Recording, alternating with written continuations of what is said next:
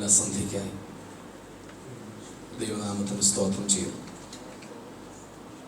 ഇവിടെയായിരിക്കുന്ന കർത്താവിൻ്റെ ദാസന്മാർ, കൂടി വന്നിരിക്കുന്ന ദൈവജനം, എല്ലാവർക്കും ക്രിസ്തുയേശുവിൻ്റെ നാമത്തിൽ സന്ധ്യാവന്ദനങ്ങൾ.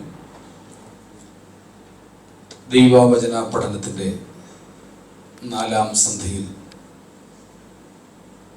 കർത്താവ് നമ്മെ സമാധാനത്തോടെ സന്തോഷത്തോടെ കൂട്ടിവരുത്തിയതിനാൽ ദൈവത്തെ മഹത്വപ്പെടുത്തുകയാണ്. നാം തിരുവെഴുത്തുകൾ ആധാരമാക്കി പഠിച്ചുകൊണ്ടിരിക്കുന്ന ചിന്തകൾ നമ്മുടെ ആത്മീയ ജീവിതത്തിൻ്റെ പരിപോഷണത്തിന് ഉതകട്ടെ എന്ന് ഒരിക്കൽ കൂടെ പ്രാർത്ഥിക്കുന്നു. കർത്താവിന്റെ ദാസൻ ഓർപ്പിച്ചതുപോലെ ദൈവവചന പഠനത്തിൽ സംശയങ്ങൾ സ്വാഭാവികമാണ്, ചോദിക്കണം. ചിലരൊക്കെ ചോദിക്കുന്നുണ്ട്. നിങ്ങൾക്കായിട്ട് നന്ദി അർപ്പിക്കുന്നു.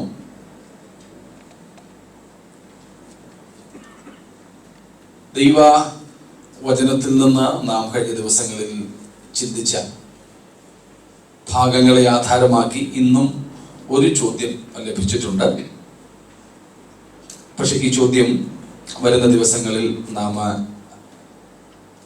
ചർച്ച ചെയ്യും അല്ലെങ്കിൽ ചിന്തിക്കും എന്നതുകൊണ്ട് ഇന്ന് അതിന് മറുപടി പറയുവാൻ താല്പര്യപ്പെടുന്നില്ല. ചോദ്യം വായിച്ചേക്കാം. ആത്മസ്നാനത്തെയും ആത്മാഭിഷേകത്തെയും കുറിച്ച് വ്യക്തമാക്കാതെ എങ്ങനെയാണ് ആത്മാവിൽ ജീവിക്കുന്നത് പഠിപ്പിക്കുന്നത്? അതോ രക്ഷിക്കപ്പെടുമ്പോൾ തന്നെ ആത്മാവിൻ്റെ അധിവാസം ആരംഭിക്കുന്നുവോ? പുതിയ സൃഷ്ടിയായവന് ആത്മാവിൻ്റെ ആവശ്യം ഇനിയും ഇല്ലയോ? അതോടൊപ്പം രക്ഷിക്കപ്പെട്ടവരുടെ രക്ഷ നഷ്ടപ്പെടുമോ? ഒന്ന് വിശദമായി വിശദീകരിക്കാമോ? ആ ഭാഗങ്ങൾ നാം വരുന്ന സെഷനുകളിൽ ചർച്ച ചെയ്യും എന്നതുകൊണ്ട് ഇപ്പോൾ അതിലേക്ക് തിരിയുന്നില്ല. ഇന്നലെ രാത്രിയിൽ നാം ചിന്തിച്ച ഒരു ചോദ്യത്തിൻ്റെ ഉത്തരം അല്പവും കൂടെ വ്യക്തമാക്കണം എന്ന് പറയപ്പെട്ടതുകൊണ്ട് 2 വാക്ക് അതേക്കുറിച്ച് പറഞ്ഞതിന് ശേഷം ഇന്നത്തെ നമ്മുടെ പഠനത്തിലേക്ക് പ്രവേശിക്കാൻ താല്പര്യപ്പെടുന്നു. പരിശുദ്ധാത്മാവ്, അഗ്നി, ആ വിഷയത്തിലാണ് സംശയം ബാക്കിയുള്ളത്. ഇന്നലെ രാത്രിയിലും ഞാൻ വ്യക്തമാക്കിയിരുന്നല്ലോ, പരിശുദ്ധാത്മാവിനെ അഗ്നിയോട് ഉപമിച്ച് തിരുവെഴുത്തിൽ നാം കാണുന്നില്ല എന്ന്. അദ്ദേഹം വീണ്ടും ചോദിച്ച 3 വാക്യങ്ങൾ, അതിൽ ഒരു വാക്യം നമ്മുടെ അടുത്ത പരിശുദ്ധാത്മ പ്രവർത്തനങ്ങൾ എന്ന വിഷയത്തിൽ വരുന്നത് കൊണ്ട് ഞാൻ അതിലേക്ക് ഇപ്പോൾ പോകുന്നില്ല. മറ്റ് 2 വാക്യങ്ങൾ റോമലേഖനം 12-ാം അധ്യായത്തിന്റെ 1ഉം 2ഉം വാക്യങ്ങളും, പത്രോസിന്റെ 1-ാമത്തെ ലേഖനം 1-ാം അധ്യായം 7-ാമത്തെ വാക്യവും. അവിടങ്ങളിൽ നാം കാണുന്നത്, റോമലേഖനത്തിൽ ഇത് നമുക്ക് പരിചയമുണ്ട്, നമ്മുടെ ശരീരങ്ങളെ ദൈവത്തിന് യാഗമായി സമർപ്പിക്കണം. അദ്ദേഹത്തിന്റെ ചോദ്യം, യാഗം കഴിക്കുന്നത് അഗ്നി കൊണ്ടാണല്ലോ, പുതിയ നിയമത്തിൽ അക്ഷരീയമായ അഗ്നി ഇല്ല.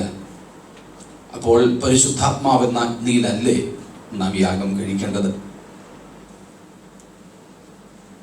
പത്രോസിന്റെ ലേഖനത്തിൽ നാം വായിക്കുന്നത് വിശ്വാസത്തിന്റെ പരിശോധനയെ കുറിച്ചാണ്. തീയിൽ ശോധന കഴിക്കുന്ന പൊന്നിനേക്കാൾ നമ്മുടെ വിശ്വാസത്തിന്റെ പരിശോധന വിലയേറിയത്. അപ്പോൾ ആ പരിശോധനയും അഗ്നിയിലല്ലേ? അപ്പോൾ പരിശുദ്ധാത്മാവിന്റെ സ്നാനം അല്ലെങ്കിൽ പരിശുദ്ധാത്മ അഭിഷേകത്തോടൊപ്പം അഗ്നിസ്നാനവും രണ്ടും ഒരുമിച്ച് തന്നെ ലഭിക്കുന്നു എന്ന ഒരു ചിന്താഗതിയാണ് അദ്ദേഹത്തിനുള്ളത്. എന്നാൽ നമ്മുടെ ശരീരങ്ങളെ ദൈവത്തിന് യാഗമായി സമർപ്പിക്കുക എന്ന് അവിടെ പറയുമ്പോൾ പരിശുദ്ധാത്മാവിന്റെ അഗ്നിയുടെ ഒരു ആവശ്യം എനിക്ക് അവിടെ മനസ്സിലാകുന്നില്ല. മറ്റൊന്ന് വിശ്വാസത്തിന്റെ പരിശോധന എന്ന് പറയുന്നിടത്ത് അവിടെയും അഗ്നിയുടെ ആ പരിശോധനയെയാണ് അഗ്നിശോധനയായിട്ട് പറഞ്ഞിരിക്കുന്നത്. ജീവിതത്തിൽ ഒരു ക്രിസ്ത്യാനി എന്ന നിലയിൽ നമുക്ക് നേരിടുന്ന പ്രതിസന്ധികൾ ഒരു മനുഷ്യൻ എന്ന നിലയിൽ നമുക്കുണ്ടാകുന്നതല്ല. ഒരു ക്രിസ്ത്യാനി എന്ന നിലയിൽ ക്രിസ്തുവിനോടുള്ള നമ്മുടെ വിധേയത്വം നിമിത്തം, ക്രിസ്തുവിനോടുള്ള ഒരാളിന്റെ സമർപ്പണം നിമിത്തം, ഒരുവന്റെ ഭക്തി നിമിത്തം, ഒരുവന്റെ കർത്താവിന് വേണ്ടിയുള്ള തന്റെ ജീവിതത്തിന്റെ അർപ്പണം മൂലം, അതുമൂലം മാത്രം തനിക്കുണ്ടാകുന്ന, ക്രിസ്തു നിമിത്തം മാത്രം ഒരുവനുണ്ടാകുന്ന എന്തും പ്രതികൂലങ്ങൾ, ഉപദ്രവങ്ങൾ, അങ്ങനെയുള്ള വസ്തുതകളാണ് അവിടെ അഗ്നിയോട് ഉപമിക്കപ്പെട്ടിരിക്കുന്നത്, അല്ലെങ്കിൽ അഗ്നിശോധനയെ പറയുന്നത്. അവിടെ പരിശുദ്ധാത്മാവിന്റെ ഒരു സൂചനയെ ഇല്ല എന്നുള്ളതാണ് വാസ്തവം. അപ്പോൾ മറ്റൊന്ന് അദ്ദേഹം ചോദിച്ചത് 1 തെസ്സലോനിക്ക ലേഖനത്തിൽ നിന്നും 5-ാം അധ്യായത്തിൽ നിന്നാണ്. ആത്മാവിനെ കെടുക്കരുത്. അപ്പോൾ കെടുത്തുന്നത് അഗ്നിയെ കുറിച്ചുള്ള സൂചനയല്ലേ എന്ന നിലയിലാണ്. അതേക്കുറിച്ച് നാം ആത്മാവിന്റെ വരങ്ങളെ കുറിച്ചും ആത്മാവിനെതിരെയുള്ള പാപത്തെക്കുറിച്ചും ഒക്കെ നാം ചിന്തിക്കുന്നുണ്ട്. ആ ഭാഗത്ത് വരുമ്പോൾ ആ കാര്യങ്ങൾ വ്യക്തമാക്കും. അപ്പോൾ ഈ ഭാഗങ്ങളിൽ പറയപ്പെട്ടിരിക്കുന്നത് പോലെ നമ്മുടെ ജീവിതത്തെ ദൈവത്തിന് സ്വീകാര്യമായ, പ്രസാദകരമായ യാഗമാക്കേണ്ടതിന് പരിശുദ്ധാത്മാവ് അഗ്നി ആകണം എന്ന് ഇല്ല. നമ്മുടെ ജീവിതത്തിന്റെ സമർപ്പണവും വിശുദ്ധ ജീവിതവുമാണ് അവിടെ അങ്ങനെയുള്ള ഒരു അഗ്നിയുടെ ആവശ്യം ഇല്ല. മറ്റേത് വിശ്വാസത്തിന്റെ ശോധനയാണ് അഗ്നി. ആ ശോധനയ്ക്ക് ആത്മാവിലല്ല നമ്മെ ശോധന കഴിക്കുന്നത്. നമ്മുടെ ജീവിതത്തിൽ ക്രിസ്തു നിമിത്തം നേരിടുന്ന ഉപദ്രവങ്ങളും കഷ്ടതകളും അവ തന്നെ അഗ്നിയോടാണ് ഉപമിച്ചിരിക്കുന്നത്. അഗ്നിശോധന എന്ന നിലയിൽ അവിടെ പരിശുദ്ധാത്മാവിന്റെ സൂചനയേ ഇല്ല എന്നുള്ളതാണ് വാസ്തവം. വീണ്ടും നമ്മുടെ മറ്റ് വിഷയങ്ങളിൽ മറ്റ് ചോദ്യങ്ങളൊന്നും ലഭിച്ചിട്ടില്ലാത്തത് കൊണ്ട് മുൻപോട്ട് പോകുവാൻ താല്പര്യപ്പെടുന്നു. ഇന്നലെ രാത്രിയിൽ നാം പറഞ്ഞ് നിർത്തിയത് മനുഷ്യൻ പാപം ചെയ്ത ശേഷം ഉള്ള മനുഷ്യന്റെ അവസ്ഥയെക്കുറിച്ചാണ്. പോസ്റ്റ് ഫോൾ കണ്ടീഷൻ ഓഫ് മാൻ.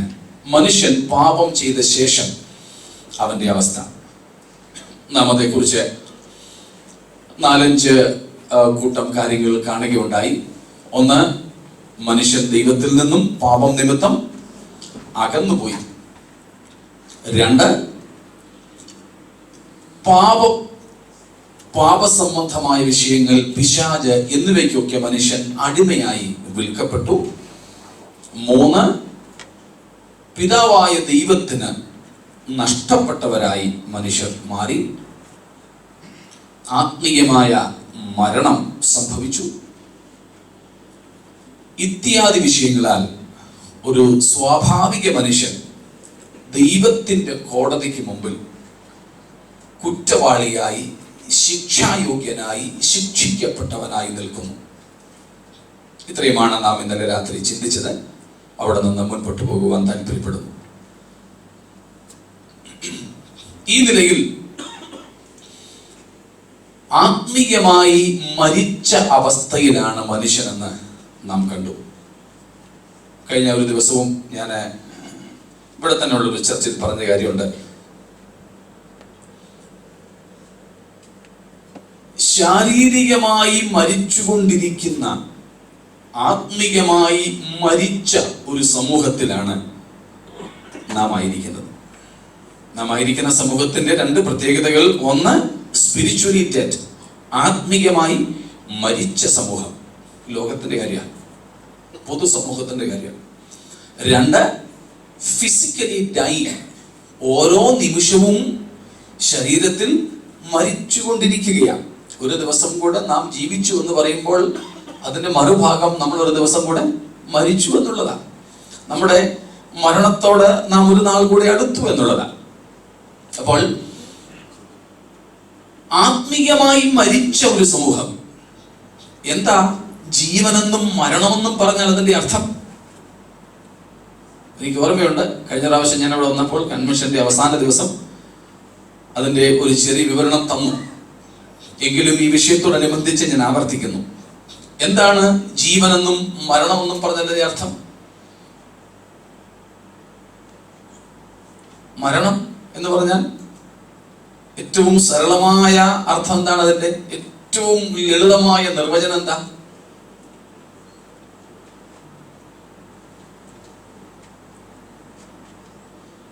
എന്തോ? End of life.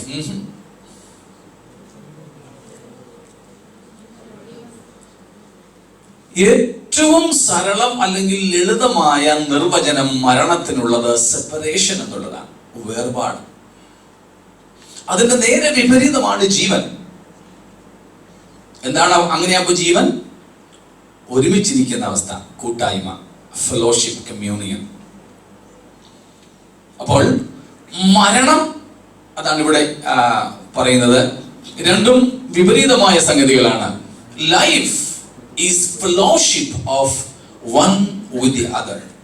രണ്ട് സംഗതികൾ തമ്മിൽ അല്ലെങ്കിൽ ഒന്നിനും മറ്റൊന്നിനോടുള്ള കൂട്ടായ്മയ്ക്ക് ജീവനെന്നും ഒന്നിന് മറ്റേതിൽ നിന്നുള്ള വേർപാടിന് മരണമെന്നും പറയുന്നു. അങ്ങനെയെങ്കിൽ ആത്മീയ മരണം എന്ന് പറഞ്ഞാൽ അതിന്റെ അർത്ഥം എന്താ? നമ്മൾ കണ്ടല്ലോ, പാപിയായ മനുഷ്യൻ, സ്വാഭാവിക മനുഷ്യൻ പൊതുവായി മരിച്ചവനാണെന്ന്. അതിന്റെ അർത്ഥം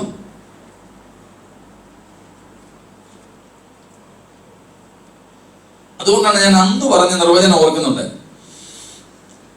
Death is not ceasing of existence. അസ്തിത്വത്തിന്റെ ഇല്ലായ്മയാകലല്ല മരണം എന്ന് പറയുന്നത്. പിന്നെന്താ? മരണം എന്ന് പറയുന്നത്, പ്രത്യേകിച്ച് ആത്മീയ മരണം എന്ന് പറയുമ്പോൾ നാം ഉദ്ദേശിക്കുന്നത് existence in separation from God. ദൈവത്തിൽ നിന്ന് അകന്നുള്ള ഒരു മനുഷ്യന്റെ ബോധപൂർവമായ ആസ്തിക്യത്തിന് പറയുന്ന പേരാണ് മരണം. പ്രത്യേകിച്ച് spiritual death is the conscious existence of a person but separated from God, the source of life. ജീവന്റെ ഉറവിടമായ ദൈവത്തോട് ബന്ധമില്ലാതെ ദൈവത്തിൽ നിന്ന് അകന്ന് മനുഷ്യൻ സുബോധമുള്ളവനായി കഴിയുന്ന, ബോധാവസ്ഥയിൽ കഴിയുന്ന അവസ്ഥയുടെ പേരാണെന്ത്? മരണം. പ്രത്യേകിച്ച് ആത്മീയ മരണം. എത്ര മരണമുണ്ട്? എത്ര വിധം മരണമുണ്ട്?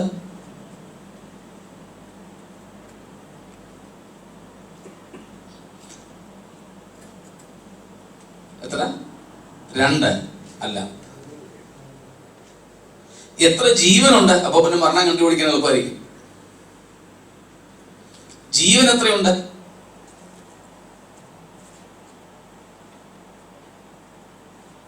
ജീവിതം ഒന്നേ ഉള്ളൂ, പക്ഷെ ജീവൻ എത്രയുണ്ട്? 3. ഏതൊക്കെയാ? ഒന്നാമത്തെ ജീവൻ ഫിസിക്കൽ ലൈഫ്, ഭൗതിക അല്ലെങ്കിൽ നൈസർഗികമായ ജീവൻ. രണ്ടാമത്തെ ജീവൻ സ്പിരിച്വൽ ലൈഫ്, ആത്മീയമായ ജീവൻ. മൂന്നാമത്തെ ജീവൻ ഇറ്റേണൽ ലൈഫ്, നിത്യജീവൻ. ഇതുപോലെ തന്നെ മരണവുമുണ്ട് 3. ഒന്നാമത്തെ മരണം എന്തോ? ശാരീരിക മരണം അല്ല. ഒന്നാമത്തെ മരണം സ്പിരിച്വൽ, ആത്മീയ മരണമാണ്. ഒന്നാമത്തെ ജീവൻ ശാരീരിക ജീവനാണെങ്കിലും ആദ്യത്തെ മരണം ആത്മീയ മരണമാണ്. രണ്ടാമത്തേത് സ്വാഭാവികമായ അല്ലെങ്കിൽ ഭൗതികമായ ശാരീരികമായ മരണവും, മൂന്നാമത്തേത് നിത്യമരണവും. ആത്മാവും ശരീരവും ദേഹിയും കൂടെ ഒരുമിച്ചിരിക്കുമ്പോൾ ആൾക്ക് ജീവനുണ്ടെന്ന് പറയാം. ഇവ തമ്മിൽ വേർപെടുമ്പോൾ ശാരീരിക മരണം സംഭവിച്ചു എന്നും പറയുന്നു. ശരീരത്തിൽ നിന്ന് ആത്മാവും പ്രാണനും അല്ലെങ്കിൽ ദേഹിയും വേർപെടുമ്പോൾ ആ വേർപാടിന് പറയുന്ന പേരാണ് ശാരീരിക മരണം. ഇത് മൂന്നും കൂടെ ഒരുമിക്കുമ്പോൾ ആളിന് ജീവനുണ്ടെന്ന് പറയുന്നു. ഇത് മൂന്നും കൂടെ ഒരുമിച്ചിരിക്കുന്നത് കൊണ്ടാണ് നമ്മളൊക്കെ ഇന്ന് ഇവിടെ ഇങ്ങനെ വന്നിരിക്കുന്നത്. ഇല്ലായിരുന്നെങ്കിൽ കുറെ കൂടെ തണുപ്പുള്ള കാലം എവിടെയെങ്കിലും കിടന്നേനെ. ഇത് മൂന്നും നമ്മൾ ഒരുമിച്ചിരിക്കുന്നു. ഇവ തമ്മിൽ വേർപെടുമ്പോൾ മരണം ഭൗമികമായി ശാരീരികമായി സംഭവിക്കുന്നു. ഇതുപോലെ അത് നമ്മുടെ വിഷയമല്ല. ആത്മീയ മരണം, അതിന്റെ അർത്ഥം എന്താണ്? ആള് ജീവിച്ചിരിക്കുക തന്നെ. Person is alive, still alive. വളരെ ബുദ്ധിയുണ്ട്, വളരെ ജ്ഞാനമുണ്ട്, നല്ല വിവേചന ശക്തിയുണ്ട്, സാഹിത്യകാരനാകാം, ഉന്നത വിദ്യാഭ്യാസമുള്ള ആളാകാം, വളരെ സൗന്ദര്യമുള്ള ആളാകാം, കാശുള്ള ആളാകാം, അധികാരമുള്ള ആളാകാം, വളരെ നന്നായിട്ട് ജീവിച്ചിരിക്കുന്ന മനുഷ്യന്. പക്ഷേ അദ്ദേഹത്തിന് എന്തില്ല? ദൈവവുമായിട്ട് ബന്ധമില്ല. ദൈവത്തിൽ നിന്ന് ആൾ അകന്നു കഴിയുന്നുവെങ്കിൽ ആ ആളിന്റെ അവസ്ഥയുടെ പേരാണെന്ത്? ആത്മീയമായി മരിച്ച അവസ്ഥ. ആത്മീയമായി മരിച്ച അവസ്ഥ. ഈ ആത്മീയ മരണാവസ്ഥയിലായിരുന്നു ഞാൻ നിങ്ങളും. സ്വാഭാവിക മനുഷ്യർ മുഴുവനും അതേ നിലയിൽ തന്നെയാണ്. അന്ന് ഞാൻ വായിപ്പിച്ച ഒരു വാക്യമുണ്ട്, എന്റെ ഓർമ്മ ശരിയാണെങ്കിൽ എഫേസ്യ ലേഖനം 4-ാം അധ്യായത്തിന്റെ 18-ാമത്തെ വാക്യമാണ്. ഒന്ന് വായിച്ചേക്കൂ. എഫേഷ്യൻസ് 4:18.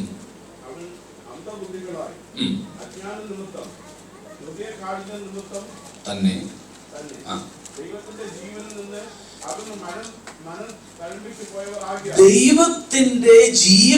നിന്ന് അകന്ന് മനം തഴമ്പിച്ചു പോയവർ.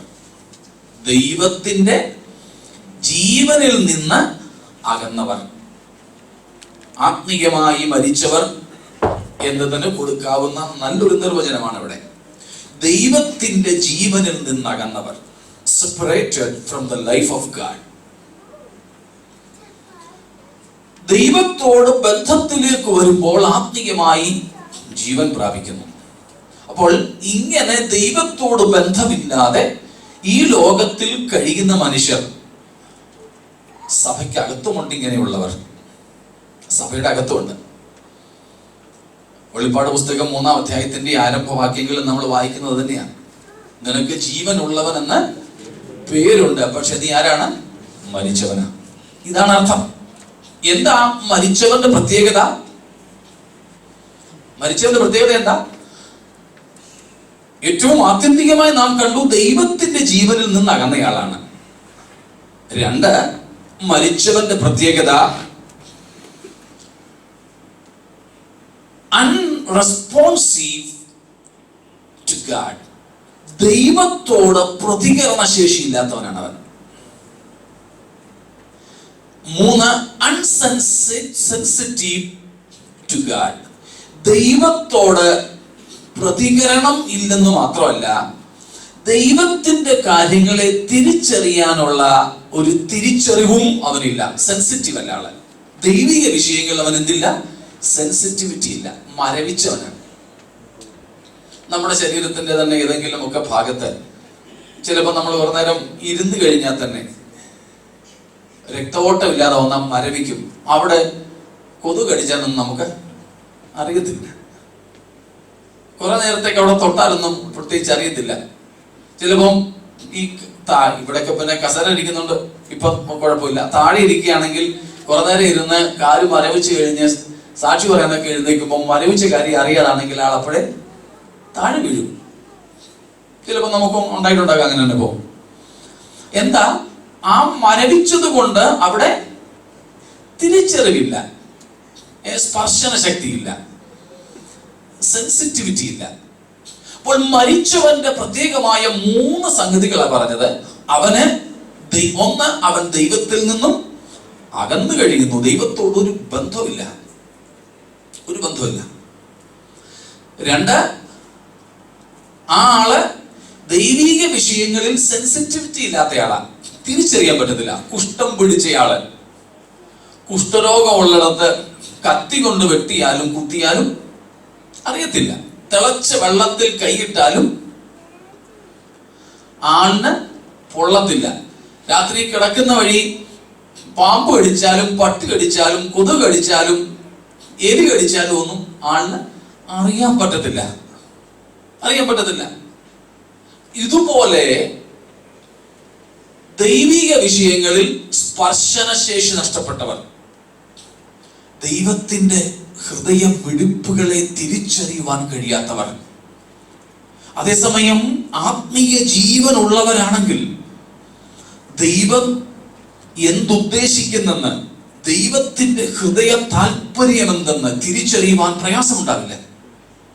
ആത്മാവിൽ ജീവിക്കുന്നവരുടെ പ്രത്യേകതയാണത്. 3, ദൈവത്തിന്റെ വിഷയങ്ങളെ തിരിച്ചറിയാൻ കഴിയാത്തത് കൊണ്ട് ദൈവത്തിന്റെ ആഹ്വാനങ്ങളോട് പ്രതികരിപ്പാനും മരിച്ചവന് കഴിയത്തില്ല. ഒന്ന് ചിന്തിച്ചു നോക്കിക്കേ, ദൈവത്തിന്റെ തിരുഹൃദയത്തിന്റെ വെടിപ്പുകളെ തിരിച്ചറിയുവാൻ എനിക്ക് നിങ്ങൾക്കും തടസ്സമൊന്നും ഇല്ലാതെ സാധിക്കുന്നുണ്ടോ? ഉണ്ടെങ്കിൽ ജീവൻ ഉണ്ടെന്ന അർത്ഥം. ഇല്ല എങ്കിൽ നമുക്ക് ജീവനില്ല, ദൈവത്തിൽ നിന്നും അകന്നു കഴിയുന്നുവെന്നർത്ഥം.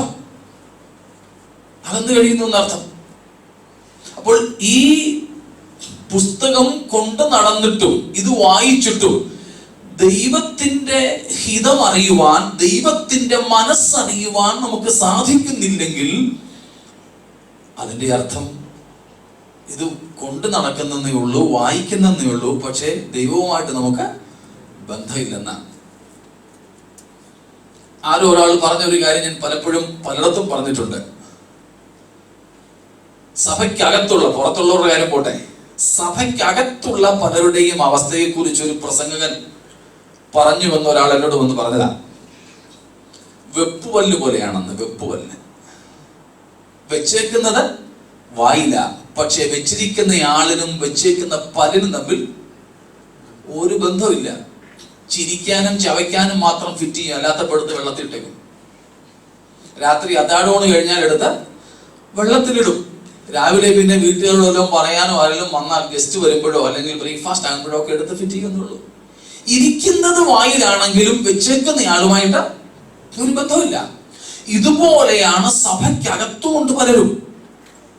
ഇരിക്കുന്നത് സഭയ്ക്കകത്താ, ബൈബിള് കൊണ്ട് നടക്കുന്നുണ്ട്. ചിലപ്പോൾ ഞങ്ങളെ പോലെ ഉപദേശിമാരോ പ്രസംഗികളോ ഒക്കെ ആയിരിക്കാം, കമ്മിറ്റിക്കാരായിരിക്കാം, പാട്ടുകാരായിരിക്കാം, ഒക്കെ ആകാം. പക്ഷേ ജീവന്റെ ഉറവിടമായ ദൈവവുമായി സജീവമായ ബന്ധം നമുക്കില്ലെങ്കിൽ നാം ആത്മീയമായി മരിച്ചവരാണ്. ആ ആത്മീയ മൃതാവസ്ഥയിൽ നിന്നും മാറ്റമുണ്ടാവണം. ഇതാണ് ജീവനും മരണവും. ഒരു ചെറിയ നിർവചനം കൂടെ പറഞ്ഞതേ ഉള്ളൂ, വേഗത്തിൽ മുൻപോട്ട് പോകുവാൻ താല്പര്യപ്പെടുന്നു. ഇങ്ങനെ മരിച്ചു കിടക്കുന്ന അവസ്ഥയിൽ നിന്ന് എന്ത് സംഭവിക്കുന്നു? ഈ പൊതുസമൂഹം, പൊതുലോകം ഈ നിലയിൽ മരിച്ചവരായിരിക്കുന്നു. പക്ഷേ എന്താണ് ഈ സമൂഹത്തിൽ പരിശുദ്ധാത്മാവ് ചെയ്യുന്നത്? ഒന്ന്,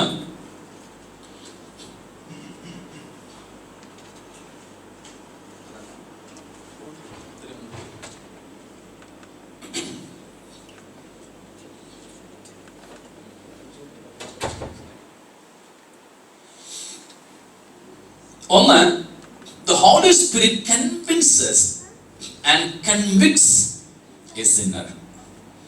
നാം കണ്ടു പൊതുസമൂഹത്തിന്റെ അവസ്ഥ എന്താണ്?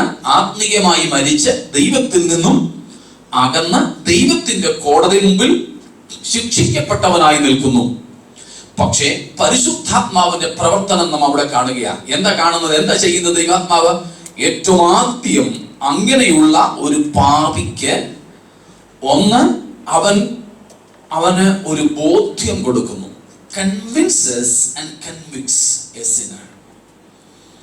പാപിക്ക് നീ പാപിയാണെന്ന ബോധ്യം കൊടുക്കുന്നു, നീ കുറ്റവാളിയാണെന്ന ബോധ്യം കൊടുക്കുന്നു. നാം ഇന്നലെയും കണ്ടു യോഹന്നാൻ 16:8 വാക്യത്തിൽ നിന്ന് പരിശുദ്ധാത്മാവിന്റെ പ്രവർത്തനം പാപത്തെക്കുറിച്ചും നീതിയെക്കുറിച്ചും ന്യായവിധിയെക്കുറിച്ചും ബോധം വരുത്തുന്നു. പരിശുദ്ധാത്മാവ് ഇങ്ങനെ കിടക്കുന്ന സ്വാഭാവികമായ ലോകത്തിൽ കിടക്കുന്ന പാപിക്ക് പാപബോധം കൊടുക്കുന്നു. ഓർക്കണേ, കുറ്റബോധമല്ല കൊടുക്കുന്നത്, പാപബോധം. ഗിൽറ്റി കോൺഷ്യൻസ് തരുന്നത് ദൈവാത്മാവല്ല. കുറ്റബോധം തരുന്നത് ദൈവാത്മാവല്ല, പാപബോധം തരുന്നത് പരിശുദ്ധാത്മാവ്. യൂദായെ നോക്കണേ, ഇസ്കറിയോത്ത യൂദ, അവൻ എന്തുണ്ടായി? കുറ്റബോധം ഉണ്ടായി. ഞാൻ കുറ്റമില്ലാത്ത രക്തത്തെ കാണിച്ചു കൊടുത്തു. അവൻ ഓടി, സ്വസ്ഥത നഷ്ടപ്പെട്ടു. പക്ഷേ അവൻ ക്രിസ്തുവിൽ നിന്ന് ഓടി അകന്നു, കെട്ടിഞ്ഞാന്ന് ചത്തു. എന്നാൽ എന്റെ ചിന്തയിൽ യൂദായേക്കാൾ കർത്താവിന്റെ ഹൃദയത്തിന് വേദന വരുത്തിയത് പത്രോസാണ്. കർത്താവിന് കേൾക്കത്തക്ക ദൂരത്തിൽ നിന്നുകൊണ്ട് 3 പ്രാവശ്യം മുടിയൊക്കെ പിച്ചിപ്പറിച്ച് തലയിൽ കൈവച്ച് പല്ലും ഇറുമിക്കൊണ്ട് പ്രാഗി, ഞാൻ അങ്ങനെ അറിയുന്നില്ല, നീ എന്താ പറയുന്നത് എനിക്ക് തിരിയുന്നില്ല, ഞാൻ ആ മനുഷ്യനെ അറിയുന്നില്ല, ആരുടെ കാര്യം നീ പറയുന്നേ? അത് കഴിഞ്ഞപ്പോഴാണ് കർത്താവ് കെട്ടപ്പെട്ടവനായി നിൽക്കുന്നിടത്ത് നിന്നും ദയനീയമായിട്ടൊന്ന് തിരിഞ്ഞു നോക്കിയത്. പക്ഷേ പത്രോസ് എന്ത് ചെയ്തു? ആ നോട്ടത്തിൽ കുറ്റബോധമല്ല അവനുണ്ടായത്, പാപബോധം ഉണ്ടായി. പാപബോധം ഉണ്ടായപ്പോൾ ക്രിസ്തുവിൽ നിന്ന് അവൻ ഓടി അകന്നില്ല, കുറ്റബോധമുണ്ടായപ്പോൾ ക്രിസ്തുവിൽ നിന്ന് ഓടിയകന്നു. ഇന്ന് പലരുമുണ്ട്, കുറ്റബോധമാണെങ്കിൽ ദൈവത്തിൽ നിന്നകലും. അവൻ പിന്നെ ഞാൻ പാപിയ പ്രാർത്ഥിക്കാൻ പോലും എനിക്ക് പറ്റില്ലെന്നും പറഞ്ഞു പാപത്തിൽ നിന്നും പാപത്തിലേക്ക് വഴുതി വീഴും. എന്നാൽ പാപബോധമാണെങ്കിൽ പാപവിമോചകന്റെ അടുക്കലേക്ക് നയിക്കപ്പെടുകയാണ് ചെയ്യുക. ആ പാപബോധം നൽകുന്നത് പരിശുദ്ധാത്മാവാണ്. അപ്പോൾ ലോകത്തിൽ മരിച്ചവനായി കിടക്കുന്ന മനുഷ്യനെ പരിശുദ്ധാത്മാവ് എന്ത് ചെയ്യുന്നു? നീ പാപിയാണെന്ന ബോധ്യം കൊടുത്ത്, നീ പാപിയായതുകൊണ്ട് കുറ്റവാളിയാണ്, ശിക്ഷായോഗ്യനാണെന്ന ബോധ്യം കൊടുത്ത് അവനെ ഉണർത്തുന്നു, പാപബോധം കൊടുക്കുന്നു. അവിടെ കൊണ്ട് തീരുന്നില്ല. 2, പരിശുദ്ധാത്മാവ് അവനെ പാപവിമോചകന്റെ അടുക്കലേക്ക് കൂട്ടിക്കൊണ്ടുവരുന്നു. ക്രിസ്തുവിന്റെ അടുക്കലേക്ക് ഒരു പാപിയെ പരിശുദ്ധാത്മാവ് കൂട്ടിക്കൊണ്ടുവരും. അവന് വിശ്വാസം നൽകും, മാനസാന്തരം നൽകും, ഏറ്റുപറയുവാൻ, യേശുക്രിസ്തുവിന്റെ കർത്തൃത്വത്തെ ഏറ്റുപറയുവാൻ അവൻ അവസരം നൽകും. സ്നാനജലത്തിലേക്കും അവനെ നയിക്കും. കുറഞ്ഞത് വിശ്വാസം മുതൽ സ്നാനം വരെയുള്ള ആദ്യ പടികളിലെങ്കിലും അവനെ ദൈവാത്മാവ് നയിച്ചുകൊണ്ടിരിക്കും. ചിലര് വിശ്വാസം വര വന്നങ്ങ് നിൽക്കും, ഏറ്റുപറച്ചിൽ വര കൊണ്ട് നിർത്തും. അല്ല, പരിശുദ്ധാത്മാവ് വീണ്ടും ഒരു പടി കൂടെ വെള്ളത്തിലേക്കും കൂടെ ഇറക്കും. അതുകൊണ്ടാണ് നാം തിരുവെഴുത്തുകളിൽ കാണുന്നത്, പുതിയ നിയമകാലത്ത് വിശ്വാസവും സ്നാനവും തമ്മിൽ എത്ര സമയത്തെ വ്യത്യാസം ഉണ്ടായിരുന്നു? 6 മാസമാണോ?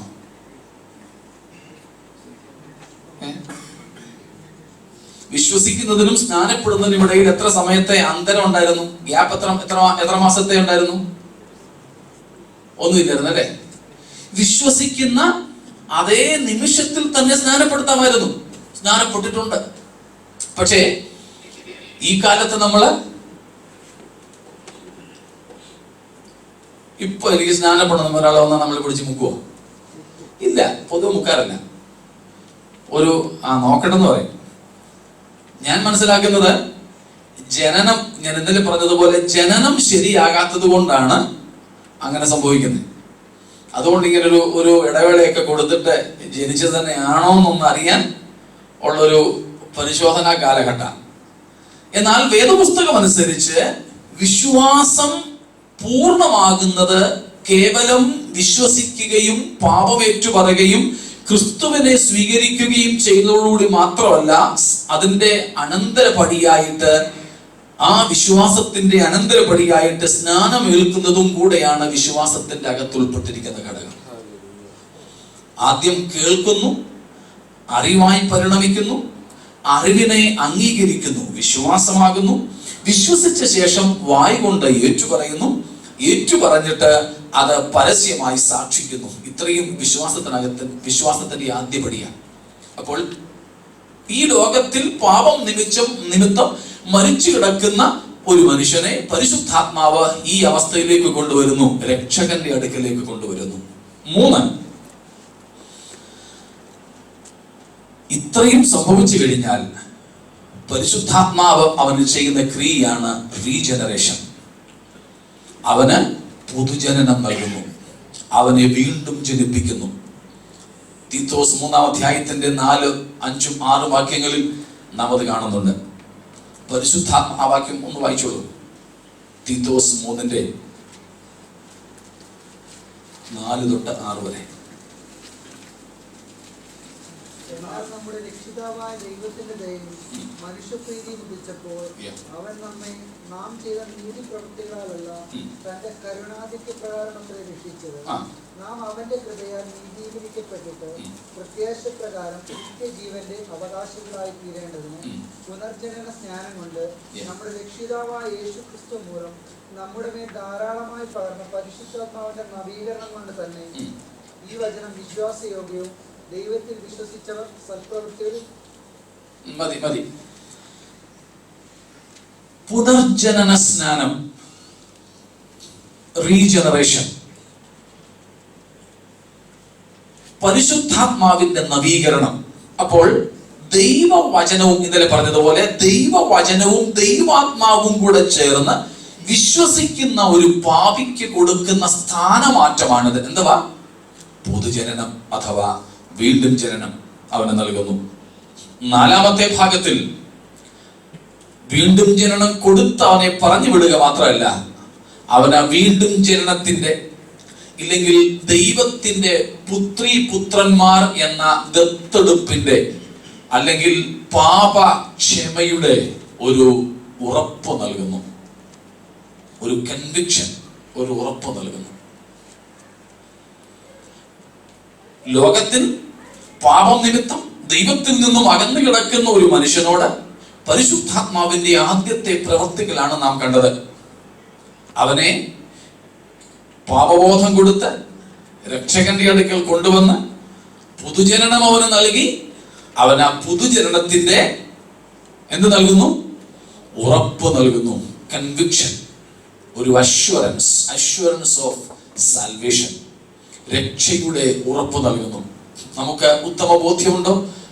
നമ്മുടെ പാപങ്ങൾ മോചിക്കപ്പെട്ടിരിക്കുന്നെന്നും നമ്മുടെ പേരുകൾ നിത്യജീവന്റെ പുസ്തകത്തിൽ എഴുതപ്പെട്ടിരിക്കുന്നെന്നും നാം ദൈവത്തിന്റെ മക്കളാകുന്നുവെന്നും? അതോ ഇപ്പോഴും സംശയമുണ്ടോ? റോമാലേഖനം 8-ാമത്തെ അധ്യായത്തിൽ ഈ പറഞ്ഞിരിക്കുന്ന വാക്യങ്ങൾ പറയുന്നുണ്ട്, നാം ദൈവത്തിന്റെ മക്കളാകുന്നു എന്ന് ദൈവത്തിന്റെ ആത്മാവ് താനും നമ്മുടെ ആത്മാവോട് സാക്ഷ്യം പറയുന്നു. ആത്മാവ് താനും നമ്മുടെ ആത്മാവോടെന്ന് ദൈവത്തിന്റെ ആത്മാവ് താനും നമ്മുടെ ആത്മാവോട് സാക്ഷ്യം പറയുന്നു. നാം ഇപ്പോൾ ആരാണെന്ന്? ദൈവത്തിന്റെ മക്കളാണെന്ന്. അപ്പോൾ ആ പാപക്ഷമയുടെ പുതുജനനത്തിന്റെ വീണ്ടും ജനനത്തിന്റെ ഒരു ഉറപ്പ് നമുക്കുണ്ടെങ്കിൽ, അഷ്വറൻസ് നമുക്കുണ്ടെങ്കിൽ, നമുക്ക് പിന്നെ രക്ഷയുടെ സന്തോഷം ഉണ്ടായിരിക്കും. രക്ഷയുടെ സന്തോഷം, ജോയ് ഓഫ് സാൽവേഷൻ, അത് നമ്മളുണ്ടായിരിക്കും. അപ്പോൾ ഒരു സാധാരണ മനുഷ്യനോടുള്ള പരിശുദ്ധാത്മാവിന്റെ പ്രവർത്തനമാണ് ഇത്രയും കണ്ടത്. ഞാൻ വിശ്വസിക്കുന്നു ഇന്ന് എന്നെ കേൾക്കുന്ന നിങ്ങളിൽ ഓരോരുത്തർക്കും, നമുക്ക് ഓരോരുത്തർക്കും പരിശുദ്ധാത്മാവ് ഈ ജീവിതാനുഭവങ്ങൾ നൽകി തന്നിരിക്കുന്നു എന്ന്.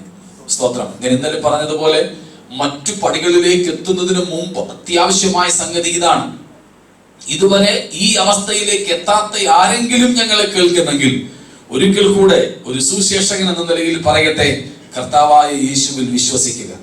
നമ്മുടെ പാപങ്ങളെ തന്റെ മേൽ ഏറ്റുകൊണ്ട് ക്രൂശിൽ മരിച്ച, അടക്കപ്പെട്ട, 3-ാം നാളിൽ ഉയർത്തെഴുന്നേറ്റ, 40-ാം നാളിൽ സ്വർഗാരോഹണം ചെയ്ത, ഇന്നും മഹിമയുടെ വലഭാഗെ നമുക്ക് വേണ്ടി പ്രായശ്ചിത്തം കഴിച്ചുകൊണ്ട് ജീവിച്ചിരിക്കുന്ന യേശു ക്രിസ്തുവിൽ വിശ്വസിക്കുക. പാപങ്ങളെ അംഗീകരിക്കുക, ഏറ്റുപറഞ്ഞ് ഉപേക്ഷിക്കുക. യേശു ക്രിസ്തുവിനെ രക്ഷിതാവായി ജീവിതത്തിൽ സ്വീകരിക്കുക. വിശ്വാസ സ്നാനം പിതാവിന്റെയും പുത്രന്റെയും പരിശുദ്ധാത്മാവിന്റെയും നാമത്തിൽ മുങ്ങി സ്വീകരിക്കുക വെള്ളത്തിൽ. എന്നിട്ട് ദൈവാത്മാവിന്റെ ശക്തിയും അഭിഷേകവും പ്രാപിച്ച് ക്രിസ്തുവിന്റെ വരവനായിട്ട് ഒരുങ്ങി കാത്തിരിക്കുക. ഇതാണ് ആദ്യത്തെ പടി പരിശുദ്ധാത്മ പ്രവർത്തനത്തിന്റെ. ഈ അനുഭവങ്ങളെ പ്രാപിച്ച നമ്മുടെ ജീവിതാനുഭവത്തിലേക്ക് നാം പ്രവേശിക്കുകയാണ്. ബട്ട് നൗ ഞാനും നിങ്ങളും ലോകത്തിൽ മരിച്ചവരായി കിടന്നിരുന്നിടത്ത് നിന്ന് ഈ നിലയിൽ കർത്താവ് നമ്മെ ഉയർപ്പിച്ചു കൊണ്ടുവന്നു. ഇപ്പോൾ എന്ത് സംഭവിച്ചിരിക്കുന്നു? Now a spiritually dead sinner is quickened to life.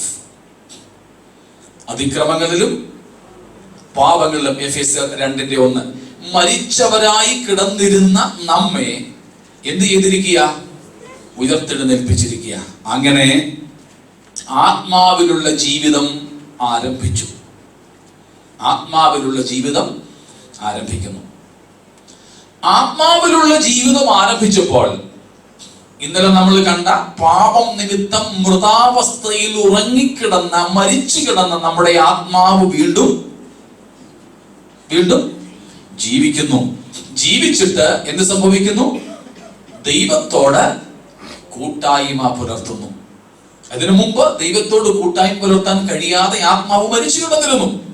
എന്നാൽ ഈ നിലയിൽ രക്ഷിക്കപ്പെട്ട് കഴിയുമ്പോൾ പരിശുദ്ധാത്മ പ്രവർത്തനത്താൽ നമ്മുടെ ആത്മാവ് വീണ്ടും ജീവിച്ച് ദൈവത്തോട് കൂട്ടായ്മ ബന്ധത്തിലേക്ക് മടങ്ങി വരുന്നു. അങ്ങനെ ആത്മാവ്, ദേഹി, ദേഹം ഇവയിൽ പണ്ട് ആരായിരുന്നു ബോസ്? നമ്മൾ ഇന്നലെ കണ്ടു, ആത്മാവായിരുന്നു ബോസ്. പക്ഷെ പാപം നിമിത്തം ആത്മാവ് മരിച്ചപ്പോൾ ബോസ് ആരായി? ദേഹി ബോസായി. ദേഹി ബോസായി. പാപം ചെയ്യുന്നതിന് മുൻപ്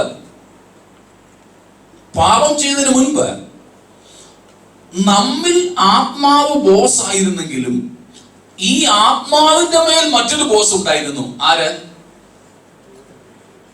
ദൈവം. പക്ഷേ പാപം ചെയ്തപ്പോൾ ആ ദൈവവുമായുള്ള ബന്ധം നഷ്ടപ്പെട്ടു. ആത്മാവ് മരിച്ചു. ദേഹി അവിടെ ഉയർന്നു, ബോസായി. പക്ഷെ ആ ദേഹി ആർക്ക് അടിമപ്പെട്ടിരുന്നു? വഷളായി പോയ ദേഹി ആർക്ക് കീഴ്പ്പെട്ടിരുന്നു? ആത്മാവ് ദൈവത്തിന് കീഴ്പ്പെട്ടിരുന്നു. വഷളായി പോയ ദേഹിയോ പിശാചിന് കീഴ്പ്പെട്ടിരുന്നു. അപ്പോൾ പിശാചിന് കീഴ്പ്പെട്ട് പിശാചിന്റെ ആജ്ഞാനുവർത്തിയായി മനുഷ്യന്റെ വ്യക്തിത്വത്തിൽ ആധിപത്യം പുലർത്തിയിരുന്ന ദേഹി, ഫ്ലഷ്, ജഡം. പക്ഷേ ഇപ്പോൾ ആത്മാവ് പുനർജീവിപ്പിക്കപ്പെട്ടപ്പോൾ വീണ്ടും ബോസ് ആരായി? ആത്മാവായി. പക്ഷേ ഒരു പ്രശ്നമുണ്ട്. അതാണ് ഇന്നുള്ള ഏറ്റവും വലിയ പ്രശ്നം. എന്തുവാ? But the perverted soul or flesh is still active, assisted by the devil, and therefore these are in constant conflict with or between. എന്റെ കൂടെ നിങ്ങൾ വരുന്നുണ്ടോ? പാപം ചെയ്തതിന് മുമ്പ് ആത്മാവായിരുന്നു ഭരണം. പക്ഷെ പാപം ചെയ്തപ്പോൾ ആത്മാവ് ഉറങ്ങിപ്പോയി, മരിച്ചുപോയി. അവിടെ ആര് ഭരണം ആരംഭിച്ചു? ദേഹി ഭരണം ആരംഭിച്ചു. ദേഹിയുടെ മേൽ ആധിപത്യം ആർക്ക് ലഭിച്ചു? പിശാചിന് ലഭിച്ചു. ഇപ്പോൾ ആത്മാവിനാൽ നമ്മുടെ ആത്മാവ്, അല്ലെങ്കിൽ ക്രിസ്തുവിനാൽ നമ്മുടെ ആത്മാവ് വീണ്ടും ജീവിച്ച് ദൈവത്തോടുള്ള കൂട്ടായ്മയിലേക്ക് മടങ്ങി വന്നു. അപ്പോൾ വീണ്ടും നമ്മിൽ പഴയ ഭരണാധിപൻ, ദൈവത്തിന് കീഴ്പ്പെട്ടിരിക്കുന്ന ആത്മാവ് വീണ്ടും നമ്മുടെ ജീവിതത്തിൽ ഭരണം ആരംഭിച്ചു. പക്ഷെ പ്രശ്നം എന്താ? ഇപ്പോൾ നമ്മുടെ ജീവിതത്തിൽ ബോസ് ഒരാളെ ഉള്ളോ? രണ്ടുപേരുണ്ടോ? രക്ഷിക്കപ്പെടാത്ത ഒരുത്തന്റെ ജീവിതത്തിൽ ബോസ് ഒരാളെ ഉള്ളൂ. ആരാ? ദേഹി. ദേഹിയുടെ മേൽ കർത്തൃത്വം യഥേഷ്ടം നടത്തുന്നു പിശാചൻ. എന്നാൽ രക്ഷിക്കപ്പെട്ട ഒരാളിന്റെ ജീവിതത്തിൽ ആത്മാവ്, ഒറിജിനൽ അസലായ ഭരണാധിപൻ പുനർജീവിപ്പിക്കപ്പെടുന്നു. അപ്പോൾ തന്നെ ഇത്രയും കാലം ആധിപത്യം നടത്തിയ ആള് ഒഴിഞ്ഞു കൊടുക്കാൻ മനസ്സുള്ളതല്ല. അവന് ഒത്താശ കൊടുക്കാൻ മറ്റൊരുത്തനും കൂടെ ഉണ്ട്. ആര്? പിശാച്. അപ്പോൾ എന്താ സംഭവിക്കുന്നത്? ഇവ തമ്മിൽ കോൺസ്റ്റന്റ് കോൺഫ്ലിക്റ്റ്. നിങ്ങൾ പറ, രക്ഷിക്കപ്പെടുന്നതിന് മുൻപായിരുന്നുവോ സംഘർഷം, അതോ രക്ഷിക്കപ്പെട്ട ശേഷമാണോ നിങ്ങൾക്ക് ചൊവ്വേ ജീവിക്കാൻ സംഘർഷം? എന്താ പ്രശ്നം? എന്താ കാരണം? ഇത് തന്നെ കാരണം. രക്ഷിക്കപ്പെടുന്നതിന് മുമ്പ് ഒരാളെ ഉള്ളായിരുന്നു, പുള്ളി അനുസരിച്ചാൽ മതിയായിരുന്നു, അവിടെ കോൺഫ്ലിക്റ്റ് ഇല്ലായിരുന്നു. രക്ഷിക്കപ്പെട്ട് കഴിഞ്ഞപ്പോൾ രണ്ടുപേരായി. അതുകൊണ്ട് ഞങ്ങളെ പഠിപ്പിച്ച ഒരു സാറുണ്ട്. അദ്ദേഹം മിക്കവാറും പറയുമായിരുന്നു, മറ്റാരുടെയോ ഒരു ചിന്ത അദ്ദേഹം ഇങ്ങനെ കടമെടുത്തിട്ട് ഞങ്ങളെ പഠിപ്പിക്കുമ്പോൾ പറയായിരുന്നു, നമ്മുടെ ഒക്കെ ഉള്ളിൽ രണ്ട് പട്ടികളുണ്ട്, ഒന്ന് വെളുത്ത പട്ടിയും ഒന്ന് കറുത്ത പട്ടിയും. ചിലർ അതിനെ സിംഹം എന്ന് പറയാറുണ്ട്, പല നിലയിൽ പറയാറുണ്ട്. അദ്ദേഹം ഞങ്ങളെ മിക്കവാറും പറയുമായിരുന്ന ഇങ്ങനെ, ഈ വെളുത്ത പട്ടിയും കറുത്ത പട്ടിയും തമ്മിൽ, അല്ലെ വെളുത്ത സിംഹവും കറുത്ത സിംഹവും തമ്മിൽ എപ്പോഴും കടിയാ, ഭയങ്കര വഴക്ക. ചോദ്യം, ഇതിൽ ഏത് പട്ടിയെ ജയിക്കുന്നത്? ഇതിനാരാണ് ജയിക്കുന്നത്? ഇതിനാരാ ജയിക്കുന്നത്? എന്തോ? കറുത്ത ഉള്ളിയോ വെളുത്ത ഉള്ളിയോ? ആരോഗ്യമുള്ള പട്ടി. ആരോഗ്യമുള്ള പട്ടി ഏതാ? അവിടെയാണ് അതിന്റെ ആൻസർ വേണ്ടത്. ഏതിനാണോ നാം അധികം തീറ്റ കൊടുക്കുന്നത് അത്. ചില സമയത്തൊക്കെ ആണെങ്കിൽ വെളുത്തതിനാണ് കൊടുക്കുന്നത്, അല്ലേ? അന്നേരം അത് ജയിക്കും.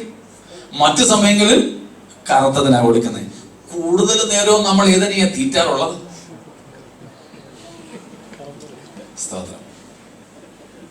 ഇവിടെയാണ് ആത്മാവിലുള്ള ജീവിതത്തിന്റെ പ്രസക്തി. ഇത് സ്വാഭാവിക നിലയാണ് ഞാൻ ഈ പറഞ്ഞത്.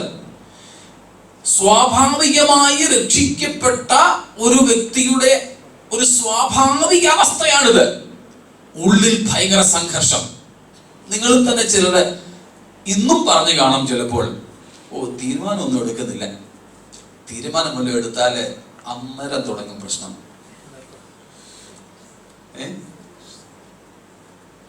ഒത്തിരി പേരെ എനിക്കറിയാം സംഘർഷം തുടങ്ങുമെന്നും പറഞ്ഞ് തീരുമാനം എടുക്കാത്തവരെ. നമ്മളൊക്കെ പറയും ഒന്ന് ചൊവ്വേ ജീവിക്കാമെന്ന്, ഒന്ന് തീരുമാനമൊക്കെ എടുത്ത് ഉപവസിച്ച് ഒന്ന് റെഡി ആയപ്പോ അന്നേരം തുടങ്ങി. എനിക്കറിയായിരുന്നു എന്നും അങ്ങനെ. എന്താ വിഷയം? ഇതാണ് ഈ രണ്ട് ബോസുകൾ തമ്മിലുള്ള സംഘർഷമാണ്. അപ്പോൾ രണ്ട് ബോസ് നമ്മുടെ ഉള്ളിലായി. വേഗത്തിൽ മുൻപോട്ട് പോകാം. ഈ സംഘർഷത്തിന്റെ നടുവിലാണ് ഒരു ക്രിസ്ത്യാനിക്ക് വളർച്ച പ്രാപിക്കേണ്ടത്. നമ്മുടെ വിഷയം ആത്മാവിൽ ജീവിക്കുക, ആത്മാവിൽ വളരുക. ഈ സംഘർഷം നമ്മുടെ ആത്മാവിലുള്ള ജീവിതം ആരംഭിച്ചു കേട്ടോ. ആത്മാവിലുള്ള ജീവിതം നമ്മൾ തുടങ്ങിയപ്പോഴേ എന്ത് ആരംഭിച്ചു? സംഘർഷം, സ്ട്രെയിൻ, സ്ട്രഗിൾ, ഫൈറ്റ്. ഇത് തുടങ്ങി. ഈ സംഘർഷപൂരിതമായ സന്ദർഭത്തിലാണ്, പശ്ചാത്തലത്തിലാണ് എനിക്കും നിങ്ങൾക്കും വളരേണ്ടത്. ഈ ആത്മീയ സംഘർഷം എവിടെയാണ് നടക്കുന്നത്? അകത്തോ പുറത്തോ? ഇനി നിങ്ങൾ എൻ്റെ കൂടെ വരണം. ഉപദേശ പഠനങ്ങളിൽ നിന്ന് നാം പ്രായോഗികതയിലേക്ക് പ്രവേശിക്കുക. ഈ സംഘർഷം അകത്തോ പുറത്തോ? എന്തോ? പക്ഷെ നമ്മൾ യുദ്ധം ചെയ്യുന്നത് അധികവും അകത്തോ പുറത്തോ? വ്യത്യാസം മനസ്സിലായോ?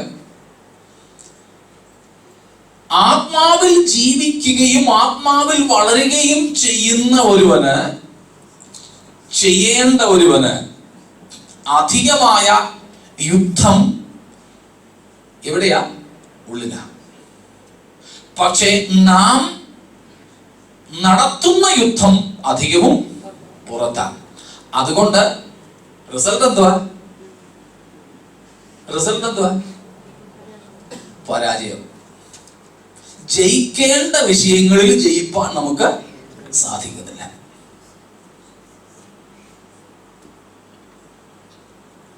ചില ആശുപത്രികളിലൊക്കെ ഈ അടുത്തിടയ്ക്കൊക്കെ ഒത്തിരി വരുന്ന റിപ്പോർട്ടുകളാ, കണ്ണിന് ഓപ്പറേഷൻ ചെയ്യാൻ ചെന്നു, പക്ഷെ കാലിന്റെ മുട്ട് ഓപ്പറേറ്റ് ചെയ്ത് വിട്ടു. ഈ കഴിഞ്ഞിടയ്ക്ക് നാട്ടിലൊക്കെ പത്രവാർത്തയായ സംഭവങ്ങളാണ്. ചിലരുടെ ഇടത്ത് കണ്ണിന് ഓപ്പറേഷന് വേണ്ടി പോയി, പക്ഷെ വലത്ത് കണ്ണ് ഓപ്പറേറ്റ് ചെയ്ത് വിട്ടു. ഇങ്ങനെയൊക്കെ ഒത്തിരി കേസുകളുണ്ട്. ഇതുപോലെ നടക്കുന്ന ഒരു സംഭവമായി ഇപ്പൊ നമ്മുടെ അകത്ത്. യുദ്ധമകത്താണ്, പക്ഷേ നാം നടത്തുന്നത് പുറത്ത്. അതുകൊണ്ട് വിജയം വേണ്ടിടത്ത് വിജയം നമുക്കില്ല. അതുകൊണ്ട് ഇവിടെ എഴുതിയിരിക്കുന്നതിലേക്ക് പോകുന്നതിന് മുമ്പ് ഒരു കാര്യം കൂടെ ഞാൻ പറയാൻ ആഗ്രഹിക്കുന്നു.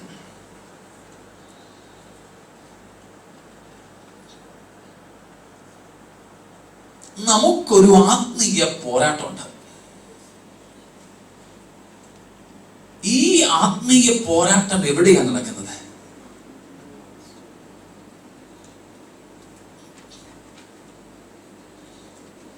ഞാൻ ചിലപ്പോൾ പറയാറുണ്ട്, കർത്താവിനെ പഠിപ്പിച്ചൊരു കാര്യം, നമ്മുടെ ശരീരത്തിന് 5 വാതിലുകളുണ്ട്.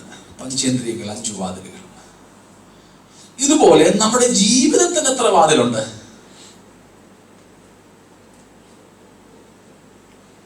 നമ്മുടെ ജീവിതത്തിൽ എത്ര വാതിലുണ്ട്? ഞാൻ ഒരു 5-6 പെട്ടെന്ന് പറഞ്ഞുവിടാം.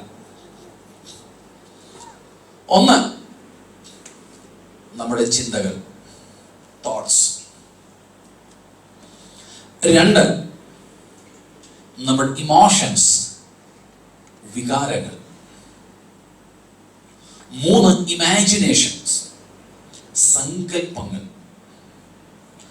4, മെമ്മറീസ്, ഓർമ്മകൾ.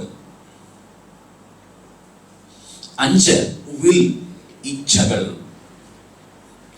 6, നീ 6ാമത്തെ പോയില്ലെങ്കിലും സാരമില്ല, 5 നിൽക്കാൻ, മറ്റേ 5 കൂടെ അങ്ങ് ഒക്കുമല്ലോ. ചിന്തകൾ 2, അതിൽ കൂടെ നിങ്ങൾ തോന്നേ. Emotions 3, imaginations 4, memories, will. ഈ 5 വാതിലുകളിലൂടെയാണ് നമ്മുടെ ദേഹിയിൽ പിശാച് ആധിപത്യം പുലർത്താൻ ശ്രമിക്കുന്നത്.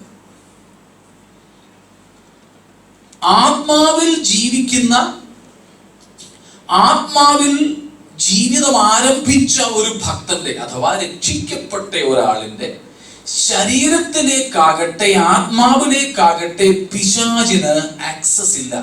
അവൻ അങ്ങനെ പ്രവേശിക്കാൻ പറ്റത്തില്ല. നാം രക്ഷിക്കപ്പെട്ടവരാണെങ്കിൽ നമ്മുടെ ശരീരത്തേക്കും നമ്മുടെ ആത്മാവിലേക്കും പിശാചിന് കയറിക്കൂടാൻ പറ്റില്ല. എന്നാൽ ഇവൻ കയറിക്കൂടുന്നത് എവിടേക്കാ? വളരെ പെട്ടെന്ന് നമ്മുടെ ഉള്ളിലേക്ക് പിശാചിന് കയറാൻ പറ്റുന്ന പാസേജ് എന്ന് പറയുന്നത്, പാത്വേ എന്ന് പറയുന്നത്, വഴി എന്ന് പറയുന്നത് ഈ പറയപ്പെട്ട 5 മണ്ഡലങ്ങളാണ്. ആക്റ്റീവായിട്ട് പാപങ്ങളിൽ ഏർപ്പെടാത്തവരും പലരും പാസീവായി പാപങ്ങൾ ആസ്വദിക്കുന്നവരാണ്. ശരിയല്ലേ?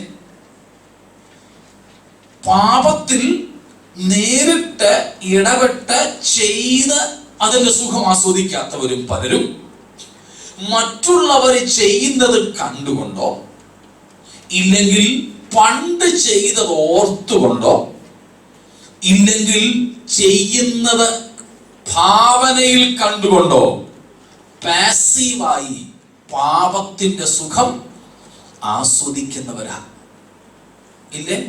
അപ്പോൾ active since and passive since എന്ന 2 ഭാഗങ്ങളുണ്ട്. നമ്മിൽ പലരും പാപത്തിൽ ആക്റ്റീവായി പങ്കെടുക്കുന്നില്ലെങ്കിലും ഈ പറയപ്പെട്ട 6 മണ്ഡലങ്ങളിലൂടെ പാപത്തിൽ അതിന്റെ സുഖം നുകരുന്നവരാകാം. എങ്കിൽ ഈ രാത്രിയിൽ നാം തിരിച്ചറിയണം, ഈ 5 ജീവിതത്തിലേക്കുള്ള വാതിലുകളെ പൂട്ടിയിടുവാൻ. ഒന്ന് ചിന്തിച്ചു നോക്കിക്കേ, നമ്മുടെ ചിന്തകളിലൂടെ എന്തൊക്കെയാ ഓടി നടക്കുന്നത്? നമ്മുടെ മനസ്സ് നമ്മെ നിയന്ത്രിക്കുകയാണോ, അതോ നാം മനസ്സിനെ നിയന്ത്രിക്കുകയാണോ? എന്താ സംഭവിക്കാറുള്ളത്?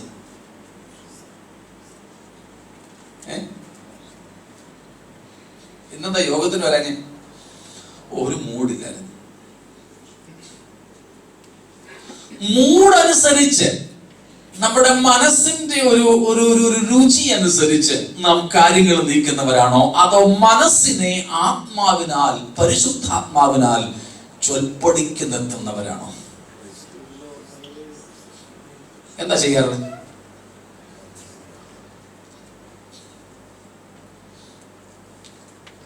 നാം വാക്കുകൾക്കാണോ പ്രാധാന്യം കൊടുക്കാറ്, അതോ ചിന്തകൾക്കാണോ?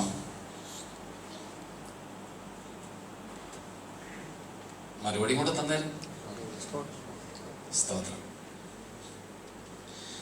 നാം പറഞ്ഞ ഈ 5 മണ്ഡലങ്ങൾ, വിചാരങ്ങൾ, വികാരങ്ങൾ, ഇച്ഛകൾ, ഓർമ്മകൾ, സങ്കല്പങ്ങൾ, ഈ 5ഉം നമ്മുടെ കൂടെ കിടക്കുന്ന ആളിന് പോലും, നമ്മുടെ മാറിടത്തിൽ ചാരി ഒരാൾ ഇരിപ്പുണ്ടെങ്കിൽ ആ ആളിന് പോലും തിരിച്ചറിയാൻ ഒക്കാത്ത രഹസ്യമായ സംഭവങ്ങളാണ്.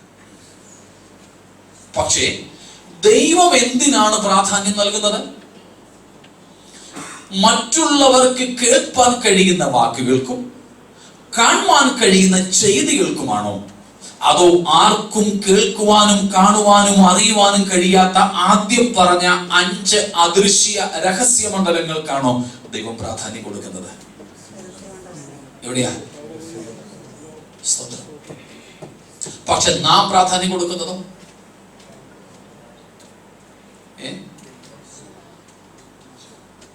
മറ്റുള്ളവർ കേൾക്കുന്ന വാക്കുകൾ നാം ശ്രദ്ധിക്കും, പക്ഷെ മറ്റുള്ളവർ കാണാത്ത ചിന്തകളിൽ അത്രമാത്രം സെൻസറിങ് നാം നടത്താറുണ്ടോ?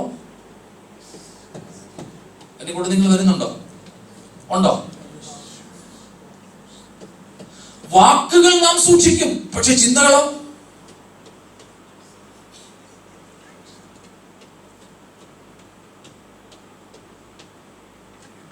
അതുകൊണ്ടാണ് ഭക്തൻ പ്രാർത്ഥിച്ചത്, എന്റെ വായിലെ വാക്കുകളും അത് മാത്രം പോരാ, എന്റെ ഹൃദയത്തിന് ധ്യാനവും കൂടെ ദൈവമേ നിനക്ക് സന്തോഷപ്രദം പ്രസാദകരമാകണമേ. സ്തോത്രം.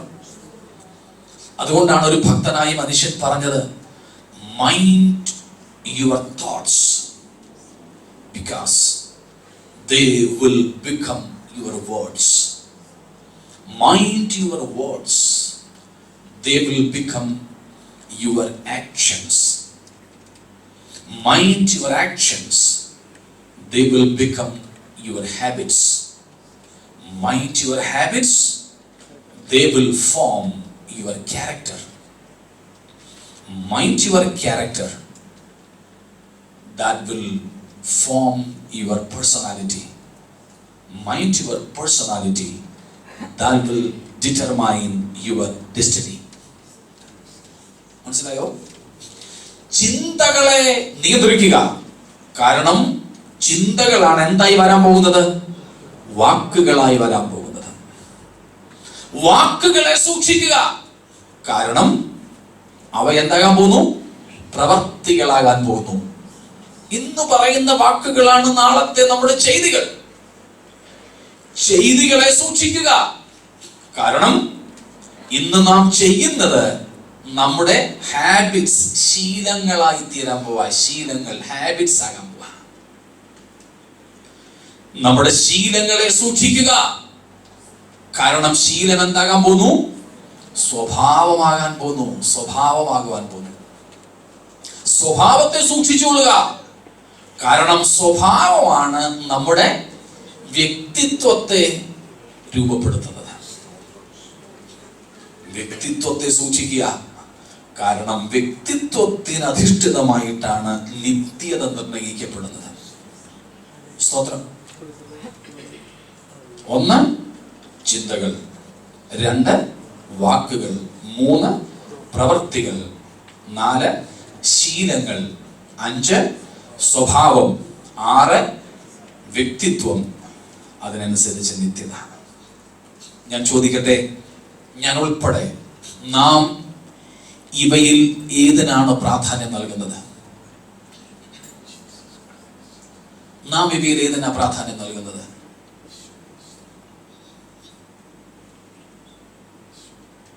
സ്തോത്രം. 3 ചോദ്യം ചോദിക്കാം. ഒന്ന് ഞാൻ ചോദിച്ചു കഴിഞ്ഞു. ചിന്തകൾക്കോ വാക്കുകൾക്കോ പ്രാധാന്യം കൊടുക്കുന്നു? നമ്മുടെ വ്യക്തിപരമായ ജീവിതം പെട്ടെന്നൊന്ന് പറഞ്ഞു വിട്ടേ. നാം ഇതുവരെ ഉള്ള നമ്മുടെ ജീവിതത്തിൽ ചിന്തകൾക്കാണോ വാക്കുകൾക്കാണോ പ്രാധാന്യം കൊടുത്തത്? വാക്കുകൾക്ക്. രണ്ടാമത്തെ ചോദ്യം, ബിഹേവിയർ, നമ്മുടെ പെരുമാറ്റത്തിനാണോ ക്യാരക്ടർ സ്വഭാവത്തിനാണോ നാം പ്രാധാന്യം കൊടുത്തിരുന്നത്? പെരുമാറ്റവും സ്വഭാവം, ബിഹേവിയറും ക്യാരക്ടറും ഇതിനാ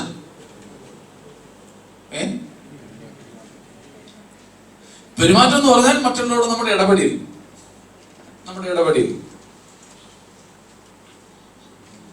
ഒരാളെ കാണുമ്പം അങ്ങ് കുനിഞ്ഞ് വന്ദനം ചെയ്ത് വെളിയിൽ ഇറങ്ങി വന്ന് പിടിച്ചുമ്മയൊക്കെ കൊടുത്ത് അകത്ത് കൊണ്ടിരുത്തും. ആള് പോയി കഴിയുമ്പോ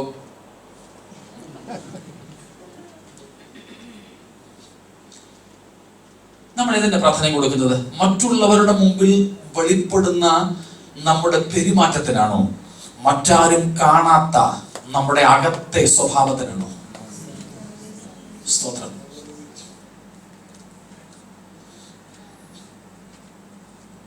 ഞാൻ മറ്റൊരിടത്ത് പറഞ്ഞൊരു കാര്യം,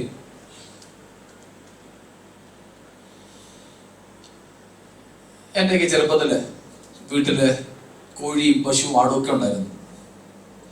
അപ്പൊ ഈ പശുവിനെയും കോഴിയൊക്കെ കിട്ടുന്ന സ്ഥലത്തും വിറകൊക്കെ കീറി വെച്ചേക്കുന്ന സ്ഥലത്തും ഒക്കെ ചിലപ്പം പാമ്പും ചേരയൊക്കെ എലിയെ പിടിക്കാനും തവളെ പിടിക്കാനും ഒക്കെ കയറി വരിക പതിവായിരുന്നു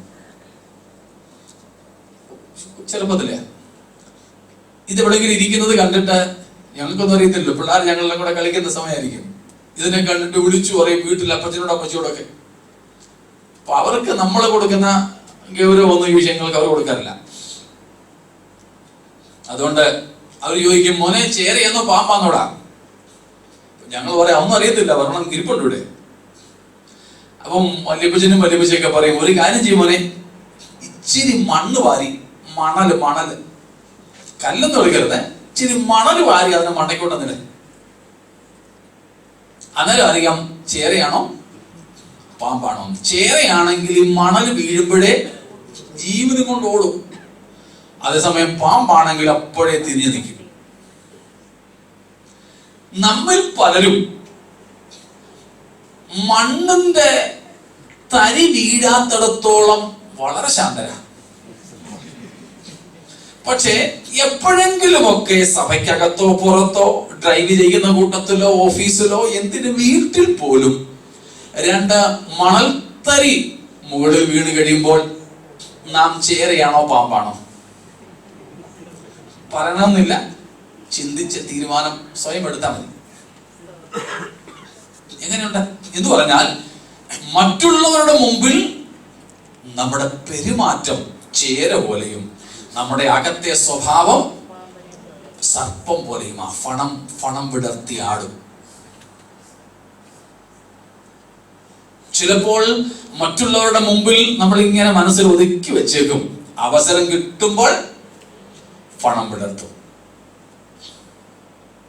അപ്പോൾ ചോദ്യം 2ആയി. ഒന്നാമത്തെ ചോദ്യം, വാക്കുകളാണോ ചിന്തകൾക്കാണോ നാം പ്രാധാന്യം കൊടുക്കുന്നതെന്ന്. രണ്ടാമത്തെ ചോദ്യം, പെരുമാറ്റത്തിനാണോ സ്വഭാവത്തിനാണോ പ്രാധാന്യം കൊടുക്കുന്നതെന്ന്. 3 ഏതാണ്ട് അതുപോലെ തന്നെയുള്ളൊരു ചോദ്യമാണ്. നമ്മുടെ രഹസ്യ ജീവിതത്തിനാണോ പരസ്യ ജീവിതത്തിനാണോ നാം പ്രാധാന്യം കൊടുക്കുന്നത്?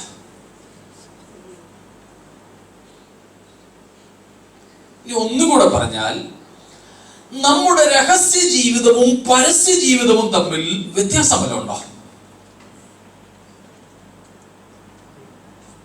ഇല്ലേ? ഒരു വ്യത്യാസമില്ല. നമ്മൾ ഈ പുറമേ കാണുന്ന പുള്ളി തന്നെയാണോ അകത്തും?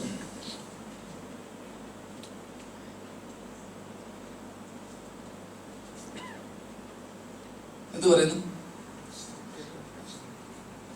നമ്മുടെ private life and public life, ഇവ തമ്മിൽ വ്യത്യാസമുണ്ടോ?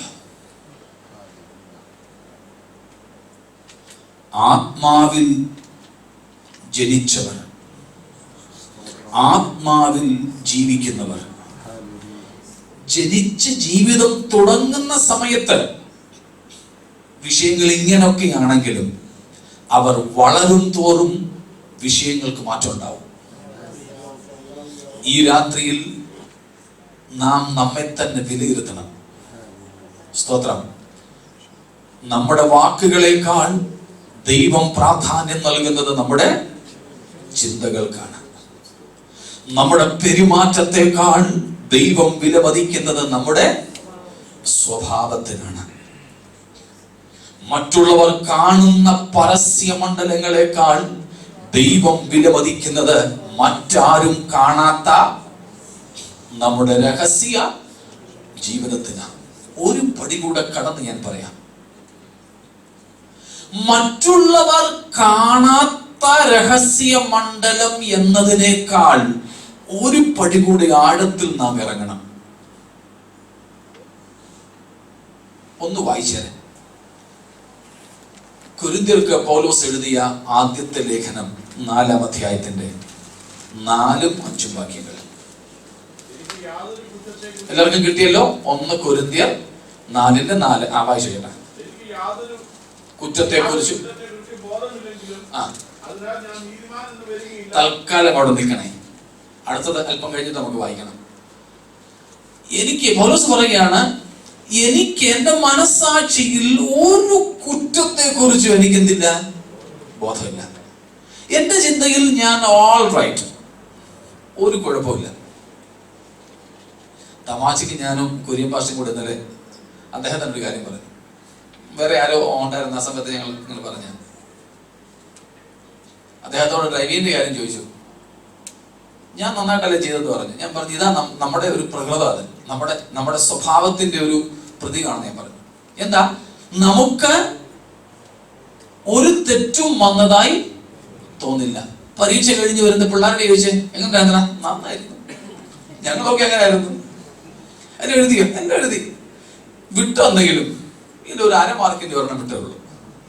ബാക്കിയുള്ളതൊക്കെ എഴുതിയിട്ടുണ്ട്. അപ്പൊ ഫുൾ മാർക്ക് കിട്ടുമോ? കിട്ടണം. ഇവര് നന്നായിട്ട് ചിലപ്പോൾ അറിയായിരിക്കും തോക്കും. എന്നാലും ശരിയാ, സമ്മതിക്കത്തില്ല. അവന്റെ ചിന്ത എങ്ങനെയാ?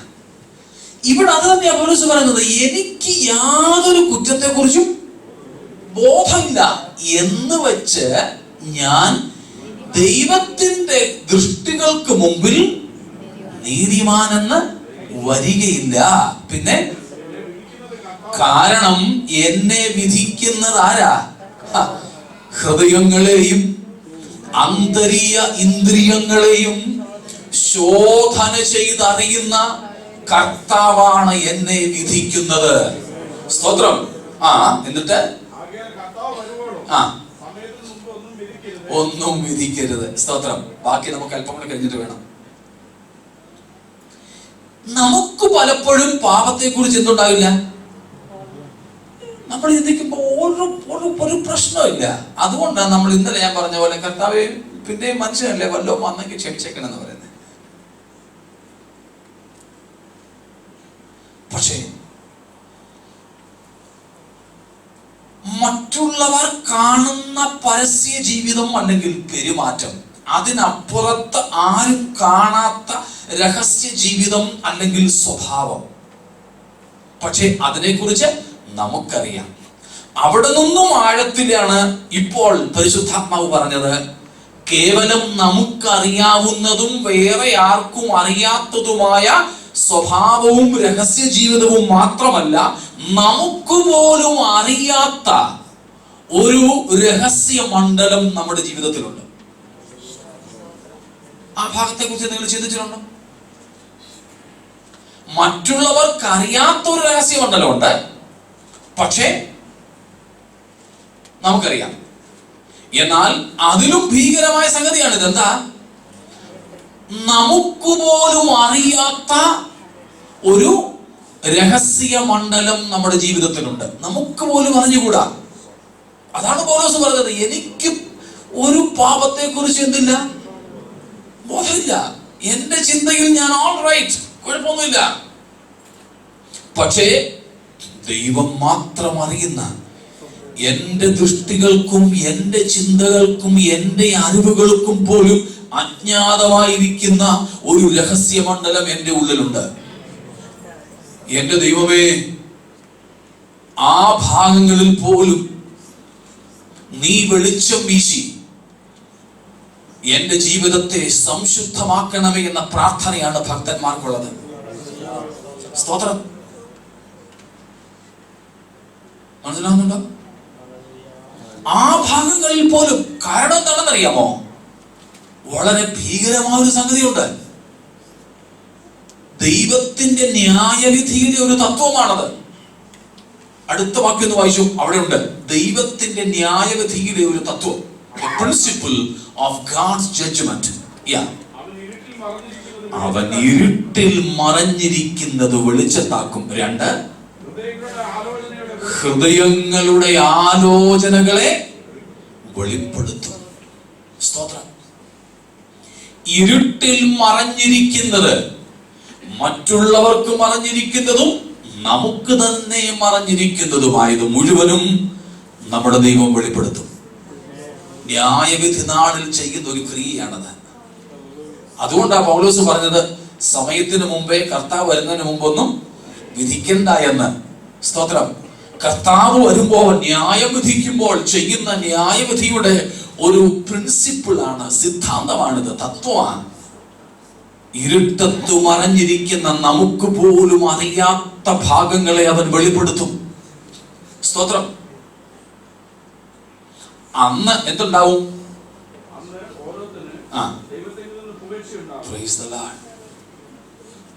വേറെ ആരും അറിയാത്ത അന്തർഭാഗത്തിലെ സത്യങ്ങൾ ദൈവം വെളിപ്പെടുത്തുമ്പോൾ, പിതാവായ ദൈവത്തിന്റെയും പുത്രനായ ക്രിസ്തു ന്യായാധിപനാണല്ലോ, തന്റെയും പരിശുദ്ധാത്മാവിന്റെയും അനവരതം ദൂതന്മാരുടെയും അസംഖ്യം വിശുദ്ധന്മാരുടെയും മുൻപിൽ നമുക്ക് എന്തുണ്ടാകണം?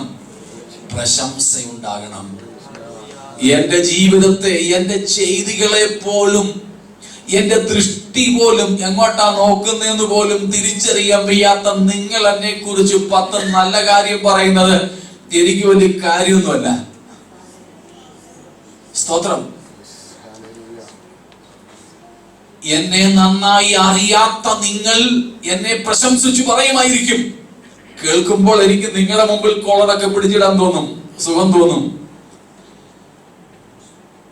എനിക്ക് ചിലപ്പോൾ മാനവും ലാഭവും ഒക്കെ ഉണ്ടാകും അതുകൊണ്ട് ഇവിടെ. പക്ഷെ ഞാൻ അറിയേണ്ട ഒരു സത്യമുണ്ട്. നിങ്ങൾ അറിയാത്ത എന്റെ ജീവിതത്തിൽ മറഞ്ഞു കിടക്കുന്ന, ഇരുട്ടത്ത് കിടക്കുന്ന രഹസ്യങ്ങളുണ്ട്. ഞാൻ പോലും അറിയാത്ത രഹസ്യങ്ങളുണ്ട്. അതുപോലും എന്റെ ദൈവം ഒരു നാളിൽ വെളിപ്പെടുത്തും. അന്ന് എനിക്ക് ദൈവത്തിങ്കൽ നിന്നും, അവിടെ കൂടിയിരിക്കുന്ന വിശുദ്ധ സഭയിൽ നിന്നും എന്തുണ്ടാവണം? പുകഴ്ച ഉണ്ടാകണം. ഇല്ലാതെ ഇവിടെ പുകഴ്ച ലഭിച്ചിട്ട് ഒരു കാര്യമില്ല. ഇവിടെ ഇകഴ്ചയാണ് ലഭിക്കുന്നതെങ്കിലും ആ നാളിൽ നമുക്ക് പുകഴ്ച ഉണ്ടാകത്തക്കവണ്ണം നമ്മുടെ അന്തർഭാഗത്തിൽ സത്യമുള്ളവരായി, അന്തരംഗത്തിൽ വിശുദ്ധിയുള്ളവരായി ഞാൻ നിങ്ങൾ മാറണം. സ്തോത്രം. സ്തോത്രം. ഇൻവേർഡ് പയറ്റി, ആന്തരികമായ ഭക്തി ദൈവം നമ്മിൽ നിന്നും ആഗ്രഹിക്കുന്നു. സ്തോത്രം. ഈ ഒരു വലിയ സ്ട്രഗിൾ, ഈ ഒരു വലിയ ലക്ഷ്യം നമ്മുടെ മുൻപിലുണ്ടെന്ന് തിരിച്ചറിഞ്ഞുകൊണ്ട്, സ്തോത്രം, നമുക്ക് വളർച്ച പ്രാപിക്കണം. വളരുന്ന ചില മണ്ഡലങ്ങൾ എളുപ്പം പറഞ്ഞ് അവസാനിപ്പിക്കാം. ബാക്കി ഭാഗം കർത്താവ് വന്നില്ലെങ്കിൽ നമുക്ക് നാളെ ചിന്തിക്കാം. ഇങ്ങനെയുള്ള ഒരു സ്ട്രഗിളിന്റെ നടുവിലാണ് നമുക്ക് വളരേണ്ടത്. എവിടേക്ക് വളരണം? ഒന്ന്, ടു ക്രൈസ്റ്റ് ലൈക്ക്നെസ്, ക്രിസ്താനുരൂപ്യത്തിലേക്ക് നമുക്ക് വളരണം. ആത്മാവിൽ വളരുക. എവിടേക്കാ വളരുന്നേ? വളർച്ചയുടെ ആത്യന്തികതയാണ് പറയുന്നത്. എവിടേക്കാ നമുക്ക് വളരേണ്ടത്? ഇൻ ക്രൈസ്റ്റ് ലൈക്ക്നെസ്, ക്രിസ്താനുരൂപ്യത്തിൽ, ക്രിസ്തുവിനോടുള്ള അനുരൂപതയിൽ നമുക്ക് വളരണം. റെഫറൻസ് എഴുതിയിട്ടുണ്ട്, സമയം ലാഭിക്കാൻ വായിപ്പിക്കുന്നില്ല. റോമർ 8:29 പറയുന്നു, ദൈവപുത്രന്റെ അല്ലെങ്കിൽ ദൈവത്തിന്റെ പുത്രനായ യേശു ക്രിസ്തുവിന്റെ സ്വരൂപത്തോട് നാം അനുരൂപരാകണമെന്ന്. സ്തോത്രം. നാം വളരേണ്ടത് എവിടേക്കാണ്? ക്രിസ്തുവിനോടുള്ള ആനുരൂപ്യത്തിലേക്ക് വളരണം. 2, നാം എവിടേക്ക് വളരണം? ടു ക്രിസ്ത്യൻ മെച്യൂരിറ്റി, ക്രിസ്തീയ പരിപക്വതയിൽ നമുക്ക് വളരണം. ക്രിസ്തീയ സിദ്ധതയിലേക്ക് നമുക്ക് വളരണം. എഫേസ്യർ 4:11 മുതൽ 14 വരെയുള്ള വാക്യങ്ങളിൽ അത് നമുക്ക് വ്യക്തമായി കാണുവാൻ സാധിക്കും. 3, we have to grow in salvation. നമുക്ക് രക്ഷയിൽ വളരണം. 1 പത്രോസ് 2:3 വാക്യങ്ങളിൽ നാം വായിക്കുന്നുണ്ട്, ഇപ്പോൾ ജനിച്ച ശിശുക്കളെ പോലെ രക്ഷയ്ക്കായി വളരുവാൻ വാഞ്ചിപ്പിൻ. രക്ഷയ്ക്കായി നമുക്ക് വളരണം. രക്ഷയ്ക്കായി വളരുക എന്ന് പറഞ്ഞാൽ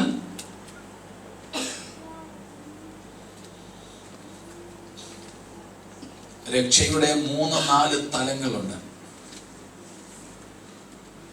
വാക്കുകൾ മാത്രം ഒതുക്കി ഞാൻ വിടാം. പാപത്തിന്റെ ശിക്ഷയിൽ നിന്നുള്ള രക്ഷ, പാപത്തിന്റെ കുറ്റത്തിൽ നിന്നുള്ള രക്ഷ, പാപത്തിന്റെ ശക്തിയിൽ നിന്നുള്ള രക്ഷ, 4, പാപത്തിന്റെ സാന്നിധ്യത്തിൽ നിന്നുള്ള രക്ഷ. രക്ഷയുടെ 4 തലങ്ങളാണ് പറഞ്ഞത്. മനസ്സിലായ ഏതൊക്കെയാ? സഹോദരിമാര് പറഞ്ഞു. ഒന്നാമത്തേത് പാപത്തിന്റെ ശിക്ഷയിൽ നിന്നുള്ളത്. 2, പാപത്തിന്റെ കുറ്റബോധത്തിൽ നിന്ന്, അതാണ് ഗിൽറ്റ്, കുറ്റത്തിൽ നിന്നുള്ള ശിക്ഷ, രക്ഷ. 3, പാപത്തിന്റെ ശക്തി, ഇൻഫ്ലുവൻസ്, പവർ, അവയിൽ നിന്നുള്ള രക്ഷ. 4, പാപത്തിന്റെ സന്നിധിയിൽ നിന്നുള്ള രക്ഷ. ഇതിൽ നമുക്ക് ഏതൊക്കെ കിട്ടി? ഈ 4 എണ്ണത്തിൽ ഏതൊക്കെ കിട്ടി? വേഗം പറഞ്ഞാട്ടെ. ഒന്നും കിട്ടിയില്ലേ? പാപത്തിന്റെ ആദ്യത്തെ 2 എണ്ണം നമുക്ക് ലഭിച്ചു. ഏതൊക്കെയാ? പാപത്തിന്റെ ശിക്ഷാവിധിയിൽ നിന്ന്, ക്രിസ്തു ക്രൂശിൽ മരിച്ചതോടുകൂടെയും നാം അവനിൽ വിശ്വസിച്ചതോടുകൂടെയും നമ്മുടെ കുറ്റം, പാപത്തിന്റെ ശിക്ഷ മാറി. അതുകൊണ്ടാണ് റോമർ 8:1 പറയുന്നത് നമുക്കിനി എന്തില്ല? ശിക്ഷാവിധിയില്ല. 2, പാപത്തിന്റെ കുറ്റബോധം. അതും നാം മാനസാന്തരപ്പെട്ട് കർത്താവിനോട് നമ്മുടെ പാപങ്ങളൊക്കെ ഏറ്റു പറഞ്ഞപ്പോൾ, നമ്മളെ കർത്താവ് പുതുജനനം നൽകിയപ്പോൾ, നമ്മെ നീതീകരിച്ചപ്പോൾ നമുക്ക് എന്ത് ലഭിച്ചു? പാപത്തിന്റെ കുറ്റബോധത്തിൽ നിന്നും നാം വിമോചിതരായി. എന്നാൽ മറ്റേത് 2ഉം, മൂന്നാമത്തേത് ഇപ്പോൾ നടന്നുകൊണ്ടിരിക്കുക. ആത്മാവിനാലുള്ള ജീവിതത്തിന്റെ വളരെ വലിയ പ്രസക്തി മൂന്നാമത്തേതില്ല. പ്രതിദിന ജീവിതത്തിൽ എന്ത് ചെയ്യുന്നു? പാപത്തിന്റെ സ്വാധീനം നമ്മെ പലപ്പോഴും എന്ത് ചെയ്യുക? ഇങ്ങനെ വലിക്കുക, പുറകോട്ട്. അതിൽ നിന്ന് നമുക്ക് എന്ത് വേണം? മോചനം വേണം. അതിന് നാം രക്ഷയിൽ അല്ലെങ്കിൽ രക്ഷയ്ക്കായി വളരണം. അത് മാത്രം പോരാ, അങ്ങനെ പാപത്തിന്റെ നമ്മെ അടിമപ്പെടുത്തുവാൻ പരിശ്രമിക്കുന്ന സ്വാധീന ശക്തിയിൽ നിന്ന്, പ്രഭാവത്തിൽ നിന്ന് നാം വിടുതൽ നേടിയാൽ നമുക്ക് ഒരു വാഗ്ദത്തമുണ്ട്. എന്താ? പാപത്തിന്റെ സാന്നിധ്യം ലെവലേശമില്ലാത്തിടത്തേക്ക് പോകാമെന്ന്. സ്തോത്രം. അപ്പോൾ ആ 2, 3, 4 ഭാഗങ്ങളിലേക്ക് നമുക്ക് എന്ത് ചെയ്യേണ്ടതുണ്ട്? വളരേണ്ടതുണ്ട്. സ്തോത്രം. മുമ്പോട്ട് പോകട്ടെ. പിന്നെ നമുക്ക് വളരേണ്ട, ആത്മാവിൽ നാം വളർച്ച പ്രാപിച്ച് എത്തേണ്ട അടുത്ത മണ്ഡലമാണ് 2 പത്രോസ് 3:17-18 വാക്യങ്ങളിൽ വായിക്കുന്നത്, കർത്താവിന്റെ കൃപയിലും നമ്മുടെ രക്ഷിതാവും കർത്താവുമായ യേശു ക്രിസ്തുവിനെ കുറിച്ചുള്ള പരിജ്ഞാനത്തിലും വളരണം. സ്തോത്രം. ബൈബിൾ ക്ലാസിന്റെയൊക്കെ ആവശ്യകത ഏതാ? നമുക്ക് ദൈവകൃപയിലും കർത്താവിനെ കുറിച്ചുള്ള പരിജ്ഞാനത്തിലും എന്ത് ചെയ്യണം? വളരണം. അങ്ങനെ വളർന്നാൽ 2 പത്രോസ് 2-ാമത്തെ അധ്യായത്തിന്റെ 20-ാമത്തെ വാക്യത്തിൽ നാം വായിക്കുന്നുണ്ട്, നമ്മുടെ കർത്താവായ യേശു ക്രിസ്തുവിനെ കുറിച്ചുള്ള അല്ലെങ്കിൽ അവന്റെ പരിജ്ഞാനത്താൽ, ഈ പരിജ്ഞാനം വളർന്നാൽ, ആ പരിജ്ഞാനം പ്രാപിച്ചാൽ എന്താ ലാഭം? ലോകത്തിന്റെ മാലിന്യങ്ങളെ വിട്ടോടുവാൻ പറ്റും. അപ്പോൾ ആ പരിജ്ഞാനത്തിൽ നമുക്ക് വളർച്ച പ്രാപിക്കണം. അടുത്തത് നമുക്ക് വളരേണ്ടത് ഏതിലാണ്?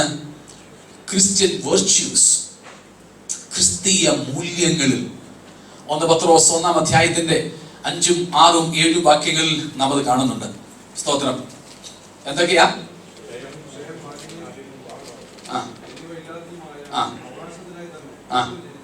എന്നിട്ട്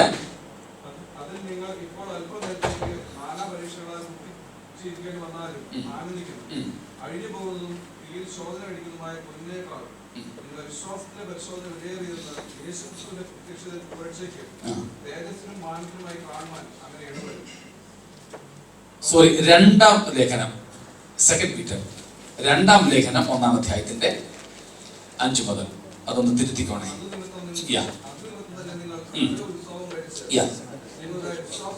വിശ്വാസത്തോട് വീര്യം, അതിനോട് പരിജ്ഞാനം, ഇന്ദ്രിയജയം, സ്ഥിരത, ഭക്തി, സഹോദരപ്രീതി, സ്നേഹവും കൂട്ടിക്കൊള്ളണം. അതിൽ നാം വളരണം. സ്തോത്രം. പിന്നെ കൊലോസ്യർ 1:28 നാം വായിക്കുന്നു, we have to reach the Christian perfection.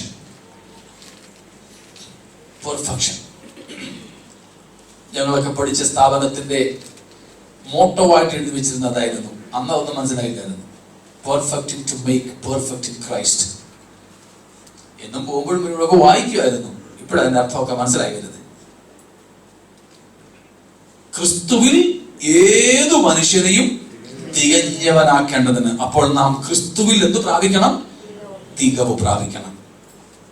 ഈ നിലയിൽ ഒരു കാര്യം കൂടെ പറഞ്ഞ് ഞാൻ അവസാനിപ്പിക്കാം. സ്തോത്രം. ഇങ്ങനെ നാം വളർന്നാൽ ഈ വളർച്ചയിലേക്ക് എത്തുവാനുള്ള പടികളും ദൈവത്തിന്റെ സഹായവും കർത്താവ് വന്നില്ലെങ്കിൽ നാളെയും മറ്റന്നാളുമായിട്ട് നാം ചിന്തിച്ച് അവസാനിപ്പിക്കും.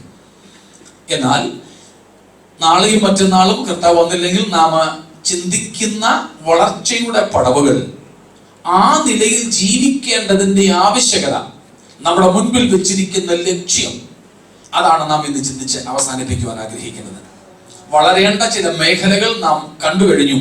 അങ്ങനെ നാം വളർന്നാൽ നാം എത്തിച്ചേരുന്ന നമുക്ക് എന്ത് കിട്ടും? എന്തോ കിട്ടും.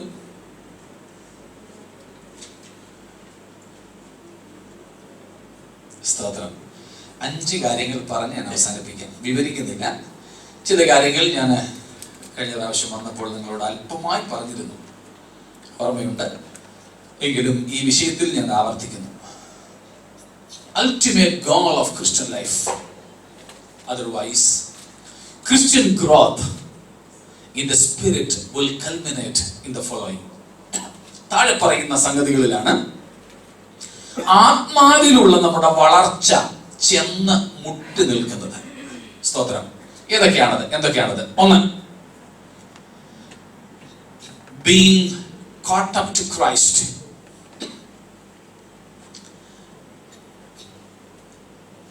Next one, being caught up with Christ. ക്രിസ്തുവിനോട് കൂടെ എടുക്കപ്പെടുക. നമ്മുടെ ക്രിസ്തീയ ജീവിതത്തിന്റെ ആകെ തുകയാണ് ഞാൻ ഈ പറയുന്ന 5 കാര്യങ്ങളുള്ളത്. ഒന്ന് എന്താണ്? കർത്താവ് വരുമ്പോൾ കർത്താവിനോട് കൂടെ നമുക്ക് പോകണം, എടുക്കപ്പെടണം. ജീവനോട് ഇരുന്നാലും അല്ല, മരിച്ചാലും. മരിച്ചാൽ ഒരു ഉയർപ്പ് അല്ല, ജീവനോടിരിക്കുന്നെങ്കിൽ ഒരു രൂപാന്തരം. സ്തോത്രം. രണ്ടായാലും കർത്താവിനോട് കൂടെ നമുക്ക് പോകണം. നമ്മുടെ ലക്ഷ്യമാണോ? നമ്മുടെ ലക്ഷ്യമാണോ? അതിനുവേണ്ടിയാണോ ജീവിക്കുന്നത്? സ്തോത്രം. രണ്ട്, partaking the quality of the very life of God. ദൈവത്തിന്റെ ജീവനിൽ നമുക്ക് പങ്കാളിത്തം ഉണ്ടാകണം. ദൈവത്തിന്റെ ജീവനിൽ നമുക്ക് കൂട്ടവകാശം ഉണ്ടാകണം, പങ്കാളിത്തം ഉണ്ടാകണം. 1 യോഹന്നാൻ 5:11-13, യോഹന്നാൻ 3:16, ആ ഭാഗങ്ങളൊക്കെ അതിന്റെ പേരാണ് നിത്യജീവൻ. അന്ന് ഞാൻ വന്നപ്പോൾ നിത്യജീവൻ എന്താണെന്ന് വിശദീകരിച്ചിരുന്നു. ഇന്ന് സമയം ഇല്ലാത്തത് കൊണ്ട് ഞാൻ അങ്ങോട്ട് പോകുന്നില്ല. ദൈവത്തിന്റെ അതേ ജീവനിൽ നമുക്ക് എന്തുണ്ടാവണം? സന്തോഷം ഇല്ലെന്ന് കേട്ടല്ലേ? ഉണ്ടോ? സ്തോത്രം.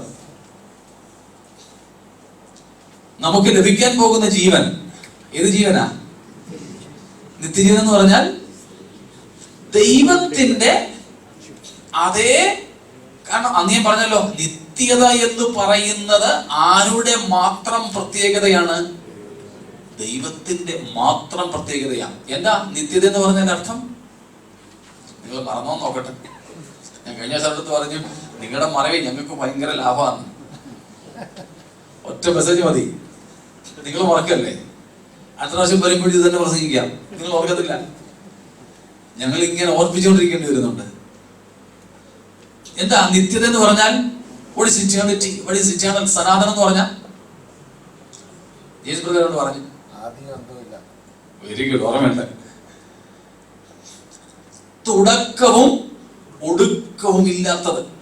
അങ്ങനെയുള്ള എത്ര എത്ര എത്ര സംഗതികൾ ഉലകത്തിലുണ്ട്, പ്രപഞ്ചത്തിലുണ്ട്, ബ്രഹ്മാണ്ടത്തിലുണ്ട്. എന്തുണ്ട്? ഒറ്റ ഒന്നേ ഉള്ളൂ. ആര് മാത്രം? ദൈവം മാത്രം. ബാക്കി മുഴുവനും എന്തുണ്ട്? തുടക്കമുണ്ട്. സ്വർഗത്തിനുൾപ്പെടെ സകലത്തിനും എന്തുണ്ട്? തുടക്കമുണ്ട്. സ്വർഗം പോലും സൃഷ്ടിയാകയാൽ സൃഷ്ടിക്കപ്പെട്ട സകലത്തിനും എന്തുണ്ട്? തുടക്കമുണ്ട്. തുടക്കമുള്ളതൊന്നും എന്തല്ല? സനാതനമല്ല. അനന്തമാകാം, പക്ഷേ സനാതനമല്ല. നിത്യജീവൻ അത് ഒരാളിന്റെ മാത്രം ജീവനാണ്. ആരുടെ ജീവൻ?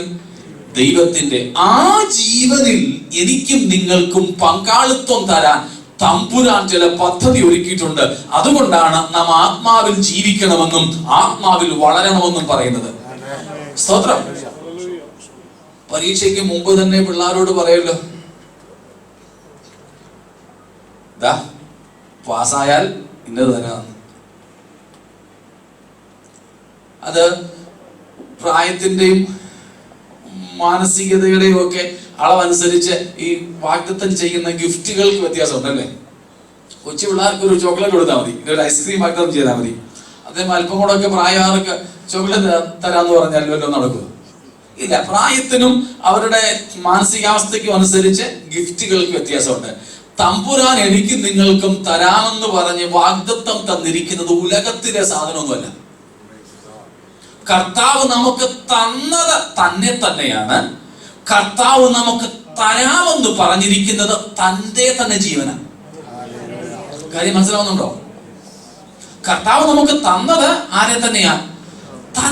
തന്നെ. ക്രിസ്തു നമുക്ക് വേണ്ടി തന്നെ താൻ ഏൽപ്പിച്ചു തന്നു. ഇനിയും നമുക്ക് തരാം എന്ന് നമ്മുടെ മുമ്പിൽ വെച്ചിരിക്കുന്ന വാഗ്ദത്തം എന്താണ്? കർത്താവിന്റെ ജീവന്റെ അതേ പങ്കാളിത്വം. അതിന്റെ പേരാ നിത്യജീവൻ. സ്തോത്രം. ആ നിത്യജീവൻ പ്രാപിക്കേണ്ടതിനാണ് കർത്താവ് നമ്മോട് പറഞ്ഞിരിക്കുന്നത്, ആത്മാവിൽ ജീവിക്കുക, ആത്മാവിൽ വളരുക. ഇത് രണ്ടുമുണ്ടെങ്കിൽ നമുക്ക് കിട്ടാൻ പോകുന്നത് എന്തുവാ? ദൈവത്തിന്റെ അതേ ജീവൻ. അതിൽ പങ്കാളിത്തം നമുക്ക് ലഭിക്കുന്നു. 3, being with the Lord forever. കർത്താവ് വന്നിട്ട് കൂടെ കൊണ്ടുപോകുന്നു മാത്രമല്ല, അവിടേക്ക് ഒന്ന് നിങ്ങളൊക്കെ ചിലപ്പോൾ നാട്ടിൽ നിന്ന് ആരെങ്കിലും ഒക്കെ വിസിറ്റിങ്ങിന് കൊണ്ടുവരുമല്ലോ, സ്വന്തം കുടുംബാംഗങ്ങളെ പോലും, ചിലപ്പോൾ മക്കളെ പോലും കൊണ്ടുവന്ന് 1-2 മാസമൊക്കെ കൂടെ നിർത്തി അവിടെ എവിടെയൊക്കെ കൊണ്ട് കാണിച്ച് എവിടെയെങ്കിലും ഹോട്ടലിൽ നിന്ന് ഫുഡ് മേടിച്ചു കൊടുത്ത് എവിടെയെങ്കിലും ഷോപ്പിംഗ് മാളിൽ കൊണ്ടുപോയിട്ട് എന്തെങ്കിലും സാധനം മേടിച്ചു കൊടുത്ത് തിരിച്ചയക്കും. ഇതുപോലെ കർത്താവ് നമ്മളെ കൊണ്ടുപോയി ഒന്ന് കാണിച്ച് വിസിറ്റിംഗ് നടത്തി തിരിച്ചു വിടുകയല്ല.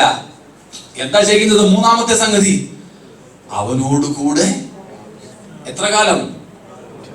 ഇങ്ങനെ നാം എപ്പോഴും കർത്താവിനോട് കൂടെ ഇരിക്കും. അത് നമ്മുടെ അകത്ത് പ്രത്യാശയെയും ദൈവത്തോടുള്ള സ്നേഹത്തെയും വിശുദ്ധിക്ക് വേണ്ടിയുള്ള ഒരു വലിയ ദാഹത്തെയും ഇങ്ങനെ കരുപ്പിടിപ്പിക്കുന്നുണ്ടോ? സ്തോത്രം. 4, അവിടെ കർത്താവിന്റെ കൂടെ നമ്മളെ ഇരുത്തുക മാത്രമല്ല ചെയ്യുന്നേ, പിന്നെ അവനെ പോലെ, കർത്താവിനെ പോലെ. ഏത് കർത്താവിനെ പോലെ? തേജസ്കരിക്കപ്പെട്ട യേശുവിനെ പോലെ ആകുവാനുള്ള ഒരു മഹാഭാഗ്യം അവൻ നമുക്ക് വാഗ്ദത്തം ചെയ്തിട്ടുണ്ട്. സ്തോത്രം. ആരെ പോലെ ആകാനാ? തേജസ്സുടുത്ത യേശുവിനെ പോലെ, ഉയർത്തെഴുന്നേറ്റ് സ്വർഗസ്ഥലങ്ങളിൽ ഇരുത്തപ്പെട്ടിരിക്കുന്ന യേശുവിനോട് സദൃശരാകുവാൻ അവൻ നമുക്ക് വാഗ്ദത്തം തന്നിരിക്കുന്നു. സ്തോത്രം. 1 യോഹന്നാൻ 3:2 നാം അതാണ് വായിക്കുന്നത്. പ്രിയമുള്ളവരെ, നാം ഇപ്പോൾ ദൈവമക്കളാകുന്നു, പക്ഷെ എന്താകുമെന്നൊന്നും ഇതുവരെ പ്രത്യക്ഷമായിട്ടില്ല. പക്ഷെ ഒരു കാര്യം അറിയാം, എന്താ? നമ്മുടെ കർത്താവ് പ്രത്യക്ഷനാകുമ്പോൾ നാം അവനെ താൻ ഇരിക്കും പോലെ കാണും. അതുകൊണ്ട് നാം അവനോട് സദൃശന്മാരാകും. സ്തോത്രം. സദൃശന്മാരാകും. 5, gaining the Lord himself as our eternal inheritance. നമ്മുടെ നിത്യ അവകാശമായി നമുക്ക് എന്താ ലഭിക്കാൻ പോകുന്നത്? എന്തുവാ ലഭിക്കാൻ പോകുന്നത്? കസേരയാണോ? സിംഹാസനാണോ? സ്തോത്രം. കിരീടമാണോ? അല്ല. ഞാൻ അന്ന് പറഞ്ഞായിരുന്നു, അതൊക്കെ കിട്ടും. പക്ഷെ അതൊക്കെ പുറകോട്ട് മാറ്റി വെച്ചിട്ട് തലയിലെ കിരീടങ്ങളൊക്കെ ഊരി നടുവിലെ സിംഹാസനസ്ഥന്റെ പാദങ്ങളിൽ വെച്ചിട്ട് കവന്നൊരു വീട് കിടക്കും. കവന്ന് വീണ് കിടന്നിട്ട് പറയും, ഇതൊക്കെ നിനക്കാണ് യോഗ്യം. പക്ഷേ നമുക്ക് എന്താ നിത്യാവകാശമായി ലഭിക്കാൻ പോകുന്നത്? കർത്താവിനെ തന്നെ നമുക്ക് അവകാശമായി ലഭിക്കാൻ പോകുന്നത്. ഹല്ലേലൂയ. സ്തോത്രം. കർത്താവിനെ തന്നെ നമുക്ക് അവകാശമായി ലഭിക്കുവാൻ പോകുന്നു. സ്തോത്രം. ഇന്ന് രാത്രിയിൽ എന്റെ വാക്കുകൾ ഞാൻ ഇവിടെ ഉപസംഹരിക്കുന്നു. ഒന്നോർത്ത് നോക്കിക്കേ. പാപങ്ങളിലും അതിക്രമങ്ങളിലും മരിച്ചവരായി, ദൈവത്തോടൊരു ബന്ധവുമില്ലാതെ, ദൈവമില്ലാതെ, ക്രിസ്തുവില്ലാതെ, പ്രത്യാശയില്ലാതെ കിടന്നിരുന്ന എന്നെയും നിങ്ങളെയും ദൈവം തന്റെ ആത്മാവിനാലും യേശു ക്രിസ്തു നിമിത്തവും എഴുതപ്പെട്ട വചനം സുവിശേഷത്തിന്റെ ശക്തി നിമിത്തവും വീണ്ടും ജനിപ്പിച്ചു. നമ്മുടെ ഉള്ളിൽ ആത്മാവിനെ പുനർജീവിപ്പിച്ചു. ദൈവത്തോടുള്ള ബന്ധത്തിലേക്ക് നമ്മെ മടക്കി വരുത്തി. നമ്മുടെ ജഡത്തോട് പോരാടുന്ന പൈശാചികവും ജഡീയവുമായ സംഗതികളെ ജയിക്കുവാൻ ദൈവം തന്റെ ആത്മാവിനെ നമുക്ക് നൽകി. സ്തോത്രം. നമ്മുടെ മുൻപിൽ ഒരു വലിയ ലക്ഷ്യം വെച്ചിട്ടുണ്ട്. ഒരു വലിയ ലക്ഷ്യം. എന്താ വലിയ ലക്ഷ്യം വെച്ചിരിക്കുന്നത്? 5 കാര്യങ്ങൾ ഏറ്റവും ഒടുവിൽ നമ്മൾ ചിന്തിച്ചത് ഓടിച്ചെന്ന് പറഞ്ഞ് നമുക്ക് നിർത്താം. 1, സഹോദരന്മാർ പറഞ്ഞു, ഒന്നാമത്തേത് ഇവിടെ ഉണ്ട്. 1, കർത്താവിന്റെ വരവിൽ അവനോടുകൂടെ എടുക്കപ്പെടുക. 2, ദൈവത്തിന്റെ ജീവനിൽ നമുക്ക് പങ്കാളിത്വം ലഭിക്കുക. 3, കർത്താവിനോട് കൂടെ യുഗാനുയുഗം നാം വസിക്കുക. 4, നാം തേജസ്കരിക്കപ്പെട്ട യേശു ക്രിസ്തുവിനോട് അനുരൂപരായി മാറുക, സദൃശന്മാരായി മാറുക. 5, നിത്യാവകാശമായി നാം ആരെ തന്നെ പ്രാപിക്കുക? കർത്താവിനെ തന്നെ. വേറെ ഒന്നും കൊണ്ട് നാം തൃപ്തിപ്പെടരുത്. സ്തോത്രം. വേറെ ഒന്നും കൊണ്ട് തൃപ്തിപ്പെടരുത്. ജീവവൃക്ഷത്തിന്റെ ഫലം തിന്നാനോ ജീവജല നദിയിൽ നീന്തി കുളിക്കാനോ ജീവജല നദിയിൽ ഇങ്ങനെ തത്തിക്കളിക്കുന്ന വർണ്ണ മത്സ്യങ്ങളെ ഗ്രില്ല് ചെയ്ത് കഴിക്കാനോ ഒന്നും അങ്ങോട്ടാരും പോകണ്ട. സ്വർഗത്തിൽ പോയിട്ട് വന്നവരെന്ന് പറയുന്ന ചിലർ എഴുതിയ പുസ്തകത്തിലെ ചില കാര്യങ്ങൾ ഞാൻ ഓർപ്പിച്ചതേ ഉള്ളൂ. പലരും സ്വർഗത്തിൽ പോകാനിരിക്കുന്നത് ഇതുകൊണ്ടാ. എന്നാൽ ഒരു ഭക്തൻ, യഥാർത്ഥമായും ആത്മാവിൽ ജനിച്ചവൻ, യഥാർത്ഥമായും ആത്മാവിൽ ജീവിക്കുന്നവൻ, യഥാർത്ഥമായും ആത്മാവിൽ വളരുന്നവൻ സ്വർഗം കൊണ്ടും തൃപ്തിപ്പെടത്തില്ല. സ്വർഗത്തെക്കാൾ വലിയ വല്ലതുമുണ്ടെങ്കിൽ അതുകൊണ്ടേ തൃപ്തിപ്പെടൂ. സ്വർഗത്തെക്കാൾ വലുതായിട്ട് ആരെങ്കിലും ഉണ്ടോ? സ്തോത്രം. എബ്രായർ 7:26 വായിക്കുന്നു, സ്വർഗത്തെക്കാൾ ഉന്നതനായ ഒരുവനുണ്ട്. ഇന്ന് രാത്രി അവനെ നമുക്ക് അവകാശമായി പ്രാപിക്കാം. സ്തോത്രം. ഇന്ന് രാത്രിയിൽ അതിനുവേണ്ടി നമുക്ക് നമ്മുടെ ജീവിതത്തെ സമർപ്പിക്കാം.